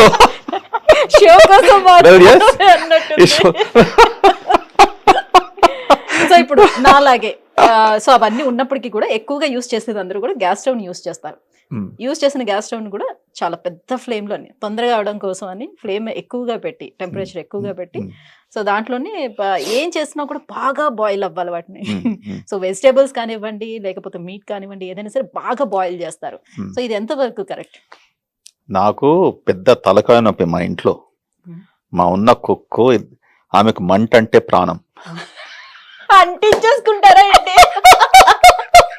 నేను చెప్పి చెప్పి చెప్పి అమెరికా నుంచి ఏమ్మా ఎందుకమ్మా ఇంత ఘనం చేసేది, ఇంత ఓవర్ కుక్ ఎందుకు చేస్తున్నారు, ఇంత అది వారంలో ఇప్పటికైనా కూడా 2 సార్లు చెప్తూ ఉంటాను, డోంట్ ఓవర్ కుక్. నువ్వు ఒక ఆమ్లెట్ వేసుకుంటున్నావు, ఓకే, టెంపరేచరు వెరీ ఇంపార్టెంట్. నువ్వు ఫుడ్ ప్రాపర్గా టేస్టీగా ఉండాలంటే రబ్బర్గా ఉండకుండా, బాగా గట్టిగా ఉండకుండా, ఆ టెంపరేచర్. కానీ ఇండియాలో ఈ మంట పెట్టుకము, వాళ్ళకి ఒక మైండ్లో ఇట్లా ఇట్లా కుక్ చేస్తే బాగుంటుంది అనేసి అంతా డ్యామేజ్ చేస్తారు. You're right, it's very true. వాళ్ళకు మైండ్లో ఒకటి ఉంటుంది, అది ఎక్కువగా మంట పెడితే అందులో ఉన్న ఇన్ఫెక్షను, బ్యాక్టీరియా, ఇదంతా కూడా మనం మంచిగా వాష్ చేసుకొని, ఇది వాళ్ళకు ట్రైనింగ్ ఇవ్వాలి. పాపం ఎడ్యుకేషన్ లేనప్పటికీ, అలవాటు లేనప్పటికీ, వాళ్ళు ఒక కల్చర్లో పెరిగారు. ఓకే, వాళ్ళు అవన్ ఎప్పుడు చూశారు, అసలు ఉన్న వాళ్ళకే అవన్ ఎలా యూజ్ చేయాలో తెలియదు. చాలా ఇంపార్టెంట్. మీరు అవన్ అంటున్నారు, అది సైన్స్ ఇన్ ఇట్ సెల్ఫ్. ఒక 5 నిమిషాలు అటు పెట్టు, మీరు కోఫ్తాలు పెట్టుకోండి అందులో, ఆర్ కేక్స్ చూడండి. Okay, if you don't know the temperature, మాడి మసాలా అయిపోతుంది, లేకుంటే అండర్ కుక్ అయిపోతుంది, లేకుంటే మీరు పెట్టే వారికి మీ ఇంటికి నెక్స్ట్ టైం ఎవరు రారు. But oven is very good to rewarm the food. మనం చేసినప్పటికీ ట్రెడిషనల్గా ఏం చేస్తాం, మళ్ళీ గ్యాస్ స్టవ్లో వార్మ్ చేసేవాళ్ళం ఇప్పుడు టైంలో. ఇండియాలో ఇంకా అదే జరుగుతుంది కదా. But your oven is very helpful, if you want to reheat. Sir మీరు రీహీట్ గురించి చెప్పారంటే ఇప్పుడు అందరు ఫ్రిడ్జ్లో తోసేసుకొని మళ్ళీ తీసుకొచ్చి రీహీట్ చేసి అంటున్నారు కదా తినే. రీహీటింగ్ ఇస్ ఆల్సో బ్యాడ్ అని ఒక సైన్స్ ఉంది. But there is nothing wrong. రెఫ్రిజిరేటర్లు ఎందుకున్నాయి? there are hundreds of millions of people in the world, they are living healthily. ఎందుకున్నాయి రెఫ్రిజిరేటర్లో? రెఫ్రిజిరేటర్లో ఫుడ్ పెట్టడానికి so that you can eat again కదా, అంతే కదా. అవును, రెఫ్రిజిరేటర్లో పెట్టేసి నువ్వు ద కోల్డ్ ఫుడ్ నీకు ఇష్టం ఉంటే that's the best way to eat. ఏమో ఒకరు అలా చెప్తారు, ఒకరు ఇలా చెప్తారు. There is no doubt about it. There is nothing wrong in refrigerated food. Take it out, reheat and go from there. మీరు అంతా వినే ఉంటారు కదా, ఇప్పుడు ముంబైలో అని, ఢిల్లీ అని, working couples week only once a week, my Sunday के दिन बना लेता हूँ बना के मैं रेफ्रिजरेटर में रख देता हूँ ఎక్కడైనా అదే ఇది సిచ్యువేషన్ కూడా అదే సిచ్యువేషన్ కదా. So why do have refrigerators? So you can preserve the food, you can take it out and eat it and go from there. నువ్వు కోల్డ్ ఫుడ్ తినా అంటే మీ ఇష్టం, సద్దన్నం లాగా తినేసేయండి. చాలా మందికి ఇష్టం, అది కూడా ఇష్టం ఉంటుంది, ఇంకా బాగా హెల్తీగా ఉంటారు. అండ్ ఈ కన్వీనియన్స్ చాలా సంతోషం, ఎందుకంటే ఈ గ్యాజెట్స్ వలన లుక్ అట్ మన సివిలైజేషన్స్లో ఆడవాళ్ళలో ఎంత ప్రెషరు, రేజ్ ద ఫ్యామిలీస్. ఒక ఫ్యామిలీలో 10 మంది ఉండడము, వాళ్ళందరికీ కూడా 3 పూటలు వంట చేసాము. ఆమె జీవితం అంతా కూడా వంట చేసుకోము, చైల్డ్ బేరింగ్ అందులోనే అయిపోతుంది కదా. That's what used to happen. We have all seen this. But look at all this technology ఎంత హెల్ప్ఫుల్. అవర్స్ టుగెదర్ కిచెన్లో ఉండి వంట చేయడానికి అంత టైం స్పెండ్ చేసి వేస్ట్ చేయకుండా ఇటువంటి గ్యాజెట్స్ వచ్చినప్పటికీ ప్రాపర్గా మనం ఒక ప్రిన్సిపల్తో అది అర్థం చేసుకుంటే అందరికీ సులభం అవుతుంది. రైట్. అంటే ఇప్పుడు చాలా మంది వీక్ లో థ్రైస్ ఆర్ 4 టైమ్స్ ఇట్లా 4 సార్లు బయట ఫుడ్ నే ఎక్కువగా తెచ్చుకొని తినడం లాంటిది జరుగుతూ ఉంటుంది ఇంట్లో కుక్ చేసుకునే దానికన్నా. ఇప్పుడు ఏంటంటే యూర్ రైట్, ఇంట్లో కుక్స్ ఉంటే ఇప్పుడు అందరికీ కుక్స్ అవైలబుల్ వాళ్ళు ఉండాలి, ఆ సౌకర్యం వాళ్ళు కలిగించుకోవాలి. ఇది ఎక్స్పెన్సివ్, ఇవాళ రేపు ఈ లేబర్ కాస్ట్ కూడా బాగా ఇంక్రీజ్ అవుతున్నాయి. సో ఇవన్నీ అవుట్ సైడ్ డెలివరీస్ చాలా సులభమైనందుకు they are dependent upon that. అది ఎక్స్ట్రా ఫుడ్ తెప్పించినప్పటికీ రిఫ్రిజిరేటర్ పెట్టుకుంటారు, లేకుంటే లంచ్ ప్యాక్ ఆఫీస్కి తీసుకెళ్తుంటారు, లేకుంటే తర్వాత ఇంటికి వచ్చిన తర్వాత భోజనం చేస్తారు. There is nothing wrong with it as long as you're preserving properly, keeping it well and eating again. Daily వంట చేసుకోము. మా అమ్మ అనేది ఎందుకు అయ్యా పెట్టారు ఈ 3 పూటలా తినమని, మాకు చెయ్యమని అని. నో అది కాదు. ఇప్పుడు మా అమ్మగారికి ఉన్నప్పుడు never allowed this refrigerated food again to eat. ఇప్పటికైనా చాలా మందికి చూస్తే ఎందుకు సార్ నేను వంట చేస్తాను కదా, కొత్తగా అసలు నాకు ఇంతమంది ఉన్నా కూడా నేను చేశారు కదమ్మా, ఎందుకు వేస్ట్ చేస్తారా ఫుడ్? వాళ్ళకు ప్రేమతో, ఎందుకు మేము ఉన్నాం కదా, మేము వంట చేస్తాం కదా, అది ఇది వేరే సంగతి, ఫ్రెష్గా ఉండి. కానీ but I said why do you want to waste that what you cooked yesterday? There is nothing wrong. అంటే నేను ఆ సివిలైజేషన్లో ఉండి వచ్చాను కదా, అదంతా చూశాను కదా. So there is nothing wrong. We have to change with times. So మిమ్మల్ని చూస్తుంటే చాలా నేర్చుకోవాలి. సో చాలా మైండ్ సెట్ అనేది బాగా మారిపోయింది అనమాట. సో అన్ని చూస్తూ ఇది రాంగ్, ఏదైతే రైట్ అనేది ఇప్పుడు మీరు చెప్తున్నారో అవన్నీ కూడా రాంగ్ అని ఆ మైండ్ సెట్ అంతా కూడా మారిపోయింది. సో ఇప్పుడు ఇది చూసిన తర్వాత, ఈ పోడ్కాస్ట్ చూసిన తర్వాత మళ్ళీ మనమే కరెక్ట్ అప్పుడు అని అనుకుంటారు. కొత్తగా వచ్చిందే నిజం అనేసి మనం ఎప్పుడు కూడా అనుకోకూడదు. ఓకే, కొత్తగా వచ్చినప్పటికీ మనం జాగ్రత్తగా అది అనలైజ్ చేసి ఇది నిజమా కాదా అనేసి మనం ఎవరితో మాట్లాడి తెలుసుకోవాలి, లేకుంటే మీరు సొంతగా అబ్జర్వ్ చేసుకోవాలి అండ్ ఒక అభిప్రాయానికి రావాలి. సో కామన్ సెన్స్ ఇదంతా కూడా కేవలం ఇవాళ ఎవరో చెప్తున్నారు ఇది బాగుంటుంది, అది బాగుంటుంది, టీవీలో చూశారు, పేపర్లో చదివారు, మ్యాగజైన్స్ చదివారు, ఇది తీసుకుంటే బాగుంటుంది, అప్పుడు చెప్పాను కదా, ఏమన్నాను కదా, ఇన్ఫర్మేషన్ దిస్ థింగ్ అనేసి, డైజెషన్ ఇస్ అ ప్రాబ్లం అనేసి. సో దాని కొరకు నేను ప్రోబయాటిక్ కనిపెట్టానని నాకు చాలా ఇష్టం ఉంది. చేసినప్పటికీ నేను పార్ట్నర్ గా తీసుకుంటాను. సార్ ట్రావెలింగ్ చేసే వాళ్ళు ఉంటారు సార్, ఒక ఊరు నుంచి ఒకరికి అలా ట్రావెలింగ్ చేస్తూ ఉంటారు కదా కంటిన్యూస్ గా. సో ఇక్కడ ఒక ఫుడ్ తింటారు, నెక్స్ట్ ఇంకో దగ్గరికి వెళ్ళేటప్పుడు ఇంకో ఫుడ్, అలా మారుస్తూ ఉంటారు కదా. సో వాళ్ళకి ఏమైనా ఇష్యూస్ క్రియేట్ అవుతాయా గట్ మీద అలా? సో ట్రావెలింగ్ చేసినప్పుడు చాలా మంది మేము పేషెంట్స్ చూస్తుంటాం. కొద్ది కష్టం అవుతుంది, ఎందుకంటే జస్ట్ లైక్ మీరు అన్నాం కదా, ఇంతకు అనుకున్నాం రాత్రి టైంలో పని చేసినప్పటికీ ఉదయంలో ఆ సిచ్యువేషను అలవాటు అవుతుంది. బికాజ్ అది కన్సిస్టెన్సీ ఉంటుంది. You're working for 3 to 4 months, లేకుంటే వారంలో 4-5 రోజులు నైట్లో చేస్తున్నావు, తర్వాత బాడీ. కానీ ట్రావెలింగ్లో 2 days 3 days ఈ షార్ట్ ట్రావెల్స్లో బాగా డిస్టర్బెన్స్ అవుతుంది. మీరు ఎక్కడ భోజనం చేస్తున్నారు, టైమ్లీ మీల్స్ లేకపోవడము, ఓకే, ఎస్పెషల్లీ మీకు డయాబెటీస్ ఇటువంటి ప్రాబ్లమ్స్ ఉన్నప్పటికీ. సో మీరు ఆ డిపెండెన్సీ మీకు ఏముంటుందో మీకు చాయిస్ ఉంటుంది. సో చాలామంది దాని గురించి కంప్లైంట్ చేస్తారు, నాకు ఇది తీసుకున్నప్పటికీ అంత బ్లోటింగ్ అవుతుంది, లేకుంటే మాకు బాగా ఎక్కువగా బెల్చింగ్స్, వేపులు, గ్యాస్ పోవడము, అన్కంఫర్టబుల్నెస్, లేకుంటే మసిల్ ఏక్స్, స్ట్రెస్, హెడేక్స్. మనం కేవలము ఆహారము, కేవలం గట్ ప్రాబ్లమ్స్ కాదు, beyond gut, okay, systemic problems కూడా, అనగా మన మెంటల్ స్టేటు, ఓకే, మన ఫెటీగ్, టైర్డ్నెస్, స్లీప్లో చేంజ్ రావడము, యూనో ఎమోషనల్ స్టేట్లో చేంజ్ కావడము, ఇవన్నీ కూడా ఎఫెక్ట్ అవుతుంది. Without having a proper balanced food, very important. మనం కేవలం గట్లో చేంజెస్ వచ్చాయి అని అంటే మనకి పింపుల్స్ రావడం కానీ, లేకపోతే మూడ్ స్వింగ్స్ రావడం కానీ, ఇట్లా ఏమైనా జరుగుతూ ఉంటుందా? అబ్సల్యూట్లీ. ఇప్పుడు అందరూ everything is not the brain, all situated in that belly. Okay, so గట్లో చేంజ్ రావడము, ఈ bacteria leading to inflammatory products. Inflammation అంటాం కదా, అంటే వాపు రావడము. సింపుల్ అర్థం వాపు. వాప్ అన్నట్టుకి బాగా బుగ్గలు రావడం కాదు, but that's a word we use in medical science. So yes, pimples రావడము, oily face, excess sebum secretion, okay, ఇవన్నీ కూడా sometimes related to diet, stress, they have significant bearing, and కొంతమంది అది మాడిఫై చేయగలుగుతారు. Genetically they are program to have excess sweet, excess sebum, excess sweat.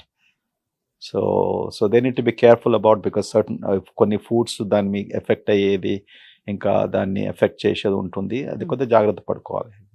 Gut is so మన gut health ఎలా ఉంది తెలుసుకోవటానికి, మన పేగు ఆరోగ్యం తెలుసుకోవటానికి వచ్చినటువంటి డయాగ్నోసిస్ వీటిల్లో మనకి ఎండోస్కోపీ ప్రధానమైనది. సో ఎండోస్కోపీ చేసుకోవాలంటే చాలా మంది భయపడుతూ ఉంటారు, బికాజ్ ఒక చిన్న కెమెరాని మన నోట్లోంచి పంపిస్తాం. సో ఇది ఎంతమందికి యూజ్ చేస్తారు, సో ఎయిడ్స్ కూడా వచ్చే ఛాన్స్ ఉంటుందేమో అని చాలా మంది భయపడి ఎండోస్కోపీకి వెళ్ళకపోతూ ఉంటారు. సో ఇంట్లో వాస్తవం ఎంత? ఓకే, ఎండాస్కోపీ ఇస్ చాలా సులభమైన ప్రొసీజర్. ఓకే, భయపడేది వాస్తవం. ఓకే, నేను అమెరికాలో అన్ని సంవత్సరాలు ఉన్నప్పటికీ కూడా కొంతమంది పేషెంట్స్, అందరు కాదు, ఎందుకంటే అక్కడ డాక్టర్స్లో బాగా నమ్మకం ఉంటుంది. ఆ దేశంలో డాక్టర్స్లో ఎంత నమ్మకం ఉంది, దాని తర్వాత ఎంత విలువ ఇస్తారో నేను ప్రపంచంలో ఎక్కడ కూడా చూడలేదు, ఈ దేశంలో కూడా చూడలేదు. ఓకే, ఎండాస్కోపీ కొరకు అది నిజమే, కానీ డాక్టరు ఎక్స్ప్లెయిన్ చేసి పేషెంట్ను బాగా కాన్ఫిడెన్స్లో తీసుకొని, అమ్మా అయ్యా ఇది మేము మత్తు మంది ఇస్తాం, కేవలం ఒక 15-20 నిమిషాలు అవుతుంది, అస్సలు మీకు తెలియదు. ఓకే, నిజంగా నా డాక్టరు, కొంతమంది ఏడ్ చేస్తారు, ఇది చేయకుంటే బాగుంటుంది కదా అనేసి, చేయకుంటే బాగుంటుంది అనేసి, నువ్వు ఒక సూపర్ స్పెషలిస్ట్ దగ్గరికి వచ్చావు, నీకు ఇన్ని రోజుల నుంచి ఈ ప్రాబ్లం అంటున్నావు, ఓకే, నాకు ఇది కనుక్కోవాలి, నీ కడుపులో అల్సర్ ఉందా, లేకుంటే బ్యాక్టీరియా ద్వారా వచ్చే వాపు ఉందా, గ్యాస్ట్రైటిస్ అనేసి, లేకుంటే క్యాన్సర్ కూడా 60 ఏళ్ళ పని వచ్చేసి నాకు వెయిట్ తగ్గిపోతుంది, ఆకలి లేనప్పటికీ మనం స్టమక్ క్యాన్సర్ గురించి ఆలోచిస్తాం. సో ఇవన్నిటికీ మనకి ఎండాస్కోపీ కావాలి, కేవలం క్యాట్ స్కాన్, అల్ట్రాసౌండ్లో తెలుసుకోలేము లోపల ఏమవుతుందో. సో మనం కన్విన్స్ చేసే స్టైలు, ఆ పేషెంట్ ఎలా మనం ఒప్పించగలుగుతామో అది ఒక ఆర్ట్. మనం అనలేం కదా, అరే కర్లేవు నైతో నై కర్లేతో చలే జావ్. ఓకే, అటువంటి డాక్టర్స్ చాలా మంది ఉన్నారు. ఇదే కూడా వచ్చింది పిచ్చి, వింతో 20 నిమిషాలు పెట్టాలి, నాకంతా అక్కడ 10 మంది పేషెంట్స్, నా డబ్బు తక్కువైపోతుంది కదా, ఓకే, కర్నాయతో కర్లు నేతో చలే జావ్. ఓకే, ఇది వెరీ కామన్లీ అంటారు, కానీ మేము ఇక్కడ అట్లానము, నేను ఎప్పుడు కూడా జీవితంలో చేయలేదు. నా success rate of convincing patients, అసలు కన్విన్స్ కూడా చేసేది అక్కడ 99%. ఒకసారి అంటే డాక్టర్లో కూడా వాళ్ళకు ట్రస్ట్ ఉండాలి, కానీ మనం సింపుల్ 1 minute 2 minutes అవుతుంది, ఇది మీద మత్తు మంది చేస్తాం, మళ్ళీ 20 నిమిషాల్లో మీరు బయటకు వచ్చిన తర్వాత మత్తు మందు కంప్లీట్లీ వెళ్ళిపోతుంది. అంటే ముందు ఇచ్చే మత్తు మందు ఎండాస్కోపీ కొరకు 70s 80s 90s 2000లో అప్పుడు మేము ఇచ్చేది వాల్యము, వర్సెడు, ఇవి కొద్దిగా లాంగ్ స్టాండింగ్ అవుతాయి. అంటే ప్రొసీజర్ అయిపోయిన తర్వాత కూడా మేల్క కొద్దిగా లేట్గా రావడము, తర్వాత మెడికేషన్ సిస్టంలో ఉంటుంది. సో దినమంతా కూడా టైర్డ్ కావడము, కొంతమందికి వామిటింగ్ సెన్సేషను. ఇప్పుడు ఇచ్చే మొత్తం అనెస్థెటిక్స్ షార్ట్ యాక్టింగ్ అంటాం, అంటే కేవలం 15-20 minutes వరకే ఉంటుంది, ఇమీడియట్లీ వాష్ అవుట్ అయిపోతుంది. సో ఎందుకొరకు దాని సైడ్ ఎఫెక్ట్స్ ఉంటాయి, చాలా సులభం. ప్రాపర్గా అడ్వైస్ చేసినప్పటికీ ఇప్పుడు కోలన్ క్యాన్సర్ స్క్రీనింగ్ అనేసి 45 సంవత్సరాలు వచ్చినప్పటికీ చేసుకోవాలనేసి మొత్తం ప్రపంచం అంతా కూడా రికమెండేషన్ అది. అది నేను ఇండియాలో కూడా ఇప్పుడు చేస్తున్నారు. నేను హైదరాబాద్లో మొదటిసారిగా చాలా సిస్టమేటిక్గా మా హాస్పిటల్లో కాంటినెంటల్స్లో అది మేము ఎస్టాబ్లిష్ చేసాం. దాంతో 3500 పేషెంట్స్ స్టడీ చేసి కూడా ఇప్పుడు పబ్లిష్ చేస్తున్నాం. ఓకే, ఎంతమందికి ఈ వయసులో అంటే క్యాన్సర్ కంటే ముందు గడ్డలు పుడతాయి పెద్ద పేగులో. ఓకే, 45 సంవత్సరాలు కట్ ఆఫ్ ఎందుకు తీసుకున్నాము? ఈ వయసు నుంచి ఇవి గడ్డలు పుట్టి 10-15 సంవత్సరాల్లో క్యాన్సర్లో మారుతుంది. అందుకొరకే స్క్రీనింగ్ కొలనాస్కోపీని చేసుకుంటే నీకు ముందు కోలన్ క్యాన్సరు, రెక్టల్ క్యాన్సర్ వచ్చే అవకాశం బాగా తగ్గిపోతుంది. Okay, situation. అంటే సో ఇవి కొంతమందికి ప్రివెంటివ్ క్యాన్సర్ టెస్ట్. కానీ గడ్డలు కూడా చిన్న చిన్నవి వచ్చేటప్పుడు బినైన్ కణితుడు, సో మీరు కొలనోస్కోపీ చేసేటప్పుడే దాన్ని నార్మల్గా తీసేస్తాం. తీసేస్తారు ఎస్, కదా. అబ్సల్యూట్లీ. ఇలా వచ్చిన వాళ్ళకి కూడా ఫర్దర్ గా వాళ్ళకి క్యాన్సర్ వచ్చే ఛాన్స్ ఉంటుందా? సో అది మంచి ప్రశ్న అడిగారు. ఇప్పుడు ఇటువంటి ఈ గడ్డలు వచ్చినప్పటికీ ఏం చేస్తామంటే అవి తీసిన తర్వాత బయాప్సీ చూసుకుంటాం. అవి ప్రీ క్యాన్సరస్ గడ్డలను వస్తాయి సుమారుగా 90% ఆఫ్ పేషెంట్స్. వచ్చినప్పటికీ నంబర్ ఆఫ్ గడ్డలు పట్టేసి సైజుని పట్టి మళ్ళీ నేను నెక్స్ట్ ఎగ్జామ్ 3 సంవత్సరాలు, 5 సంవత్సరాలు, 7 సంవత్సరాలు అని చెప్తాం. ఏమి లేకున్న వారికి మళ్ళీ నెక్స్ట్ ఎగ్జామ్ 10 ఏళ్ళకు 10 ఇయర్స్ తర్వాత, యూజువలీ అప్ టు ఏజ్ 75. ఇది గైడ్ లైన్స్ ప్రకారం. సో వచ్చినప్పటికీ మళ్ళీ వచ్చే అవకాశం ఉన్నది కనుక ఇది కదా ఒక ఆల్గోరిథం. నెక్స్ట్ రికమెండేషన్ ఇప్పుడు బ్రెస్ట్ మ్యామోగ్రామ్స్ ఆడవాళ్ళకి చెప్తాం కదా, ఎవ్రీ ఇయర్ 1 to 2 years చేసుకోమని. ఎందుకు చెప్తాము? ఈ సంవత్సరం లేకపోయినప్పటికీ కూడా మళ్ళీ నెక్స్ట్ ఇయర్ 2 yearsలో వచ్చే అవకాశం ఉంటుంది. ఇటువంటిది అందుకొరకే రెగ్యులర్గా మీరు స్క్రీనింగ్ టెస్ట్ ప్రివెన్షన్ కొరకు చేసుకుంటే ముందుకు మీకు అసలు ఈ క్యాన్సర్ రాదు. ఓకే, ఏమో లక్షలలో యాక్సిడెంట్గా లేకుంటే ఏదైనా మిస్ అయిందో డయాగ్నోసిస్గా అప్పుడు వస్తుందేమో, కానీ ప్రాపర్ ప్రివెన్షన్ స్టెప్స్ తీసుకున్న వారికి you won't have this problem. కొంతమంది అనుకుంటారు ఇప్పుడు నా ప్రాబ్లం ఏంది, అమెరికా నుంచి దేశానికి వచ్చేసి కాంటినెంటల్ హాస్పిటల్ పెట్టి ఇవన్నీ ఎస్టాబ్లిష్ చేసి ఒక ప్రాపర్ గైడ్ లైన్స్ చేసినప్పటికీ కొందరు పేషెంట్స్ అనుకుంటారు ఓ ఇది డబ్బుల కొరకు రికమెండ్ చేస్తున్నారు అనేసి. నాకు ఆ బాధ కూడా ఉంటుంది. ఓకే, సో దాని కొరకు అందుకక్క నేనేం చెప్తాను పేషెంట్స్ కు, ఇది నేను డాక్యుమెంట్ చేస్తున్నాను మీకు చెప్పినాను అనేసి, తర్వాత మీ ఇష్టం. నేను ఎప్పుడు ఫోర్స్ చేయను. ఓకే, చేసినప్పటికీ చాలా మంది అర్థం చేసుకుంటారు, అది కరెక్ట్. అది ఇప్పుడు నా రెస్పాన్సిబిలిటీ యాజ్ ఎ డాక్టర్ చెప్పడం, ఒక అడ్వైస్ ఇవ్వడం, ఫాలో చేసుకోం. వాళ్ళు చెప్పిన పేషెంట్స్ వాళ్ళ డిరెక్షన్ ప్రకారం వాళ్ళు చూసుకోవాలి. కానీ చాలా మంది ఫాలో చేసుకుంటారు. చేసుకోకుంటే రేపటి దినం 10 ఏళ్ళ తర్వాత 5 ఏళ్ళ తర్వాత వచ్చేసి నేను డాక్టర్ రెడ్డి దగ్గర పోయాను, ఎందుకు చెప్పలేదు ఆయన, అప్పుడు చేసినట్టు ఇప్పుడు క్యాన్సర్ రాకపోతుండే కదా. కరెక్ట్. ఇప్పుడు అమెరికాన్ దేశంలో భయం ఉంటుంది, వాళ్ళు డాక్టర్స్ అంతా డాక్యుమెంట్ చేస్తారు, లేకుంటే లా సూట్స్ అవుతుంది. మన దేశంలో డాక్యుమెంటేషన్ చాలా తక్కువ. Of course continental is different. మా దగ్గర అంతా ఎలక్ట్రానిక్ మెడికల్ రికార్డ్స్ ద్వారా డాక్యుమెంట్ చేస్తాం. అందుకొరకు క్లియర్గా నేను రాస్తాను. వాడు 10 ఏళ్ళు కానీ 30 ఏళ్ళు కానీ 40 ఏళ్ళు కానీ వచ్చినప్పుడు నా రికార్డ్ ఉంటుంది, మేము అప్పుడు రికమెండేషన్ చేశాము. So it's a good thing to do. ఎప్పుడు కూడా పేషెంట్ ఫోర్స్ చేయకూడదు. వాళ్ళకు కొద్దిగా సమయం ఇవ్వాలి. యూ షుడ్ గివ్ దెమ్ కొద్దిగా స్పేస్ ఇవ్వాలి, అర్థం చేసుకోవాలి. భయం అనేది నార్మల్ ఎమోషన్. ఓకే, డాక్టర్లో నీకు టైం ఉండి ఆ పేషెంట్ను భయం తొలగొడటానికి నీకు కన్విన్స్ చేయడానికి నీకు టైం ఉంటే nothing like that. Okay, otherwise give some space. ఇప్పుడు మీరు అన్నట్టుగా ఇప్పుడు ఈ క్యాన్సర్స్ ఇలాంటివి వచ్చేటప్పుడు పెద్ద పెద్ద ఇష్యూస్ వచ్చేటప్పుడే సో వాళ్ళు ఆ టైంలో అనుకుంటారు ఇది బాగా ఖర్చుతో కూడుకున్నటువంటి ట్రీట్మెంట్స్ కాబట్టి ఆ టైంలోని ఇన్సూరెన్స్ లాంటివి ఉంటే బాగుండేమో, లైఫ్ సేవ్ అవుతుంది కదా, ఆ టైంలో ఆలోచిస్తూ ఉంటారు. సో మన ఇండియాలో చాలా వరకు చూసుకుంటే 100%లోని 90% మెంబర్స్ కూడా ఇప్పటికీ కూడా ఇంకా హెల్త్ ఇన్సూరెన్స్ తీసుకొని వాళ్ళే, చదువుకున్న వాళ్ళు కూడా తీసుకొని వాళ్ళే చాలా మంది ఉన్నారు. సో టోటల్ గా మన ప్రభుత్వాలు ఇన్సూరెన్స్ విషయంలో ఎలాంటి మార్పులు తీసుకొస్తే బాగుంటుందని మీ ఆలోచన, మీ ఒపీనియన్? నేను ఈ దేశానికి వచ్చినప్పటి నుంచి, అంటే తిరిగి వచ్చినప్పటి నుంచి ప్రతి ఇంటర్వ్యూలో, పేపర్లో ఎన్నోసార్లు ఎక్కడ కూడా నాకు అవకాశం దొరికినప్పుడు మాట్లాడడానికి ఈ మాత్రం చెప్తూ ఉంటాను, please take health insurance. Okay. ఎందుకంటే మన దేశంలో ఇంత చీప్ ప్రీమియంతో హెల్త్ ఇన్సూరెన్స్ ఎంత ఈజీగా దొరుకుతుందో ఎక్కడ కూడా లేదు. అవును. మీరు 2 ఆఫీస్ లక్షలు, 3 కంపేర్. లక్షలు, 4 లక్షలు ఇన్సూరెన్స్ వరకు 10,000 20,000 ఏదో కడతాం మనం. అవును. కానీ ఎంత ప్రొటెక్షన్‌గా ఉంటుంది. అసలు నీ కొరకని కాదు, నీ ఫ్యామిలీ మెంబర్స్‌కు. మనకు రేపు ఏం వస్తుందో మనకేం తెలియదు. ఓకే. అకస్మాత్తుగా రోడ్ యాక్సిడెంటే కావచ్చు, స్ట్రోకే కావచ్చు, యూనో. అండ్ అంత డబ్బు అంత ఇట్ మే నాట్ బి చాలామందికి సంవత్సరానికి 6 లక్షలు, 10 లక్షలు, 12 లక్షలు సంపాదించినప్పటికీ అది కామన్ దిస్ థింగ్. ఇవాళ రేపు it is not a big deal to earn 4-5 lakhs, 20,000-30,000, 40,000 rupees a month.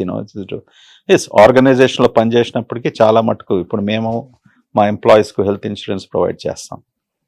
ఇప్పుడు మా ఇంట్లో పనిచేసే వారికి కూడా నేను 5 ఏళ్ల క్రితం అందరికి కూడా హెల్త్ ఇన్సూరెన్స్ హాస్పిటల్ ఉన్నప్పటికి కూడా నేను చేశాను. ఎందుకని? లిసన్, హాస్పిటల్ ఉంది కరెక్టే, కానీ హెల్త్ ఇన్సూరెన్స్ నేను ఇంత కడుతున్నాను కేవలం నీ ఒక్కరికొరకు కాదు కదా, మీ పిల్లలు ఉన్నారు, వీళ్ళందరూ ఉన్నారు, రేపు దినం అయినప్పటికీ మీకు ప్రొటెక్షన్ ఉంటుంది. అది ఎంత ఖర్చు నాకు? It's not a big deal.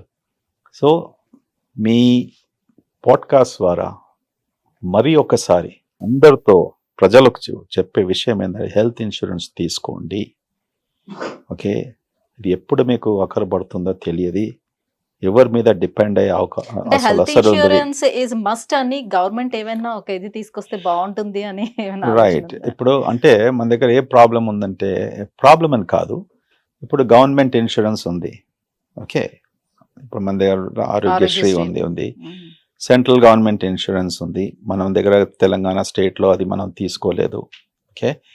And ఉన్నప్పటికీ గవర్నమెంట్ ఏముంటుంది, ఇప్పుడు నీ కేటగిరీ నీ ఈ పే స్కేల్లో ఉన్నప్పటికీ మేము ఉన్నాం కదా, మీకు ఇస్తాం. కానీ ప్రజల ప్రాబ్లం ఏంది, నేను పబ్లిక్ హాస్పిటల్స్కి పోతే నన్ను ఎవరు పట్టించుకోరు, ఎవరు చూస్తారు, మేము ప్రైవేట్ హాస్పిటల్కి రావాలి. ఇక్కడికి వచ్చినప్పటికీ ఏం చేస్తారు, వచ్చిన రోజుల నుంచే మాకు డిస్కౌంట్, లేకుంటే కొంతమంది ప్రెషర్స్, లేకుంటే ఎమ్మెల్యేతోనో మినిస్టర్తోనో ఎస్పీతోనో ఈ ఫోన్లు చేయడము, ఇదంతా కూడా మాకు కూడా this is not a free enterprise. Correct. మేము మీకు ఇది ఒక ప్లాట్ఫామ్ కలిగించాం ఫర్ ప్రాపర్ డయాగ్నోసిస్, మీ హెల్త్ కేర్ ప్రాపర్గా ట్రీట్ చేయడానికి. కానీ మేము చేస్తూ డాక్టర్స్కు శాలరీస్ ఇవ్వాలి, నర్సెస్కు శాలరీస్ ఇవ్వాలి, ట్యాక్సులు కట్టాలి, ఇవన్నీ కూడా ఖర్చులు ఉంటాయి కదా. ఎక్కడి నుంచి తీసుకొచ్చేది, ఎంతమందికి ఇస్తాం డిస్కౌంట్స్? సో అందుకొరకే మీకు ఇన్సూరెన్స్ కేపబిలిటీ ఉంది కదా, తీసుకుంటే ఏమవుతుంది, ఒక సంవత్సరంలో 10 సార్లు బయటికి పోయి భోంచేస్తే ఒక సుమారుగా 10,000 ఖర్చు అవుతుంది. రావు, అది రాదు.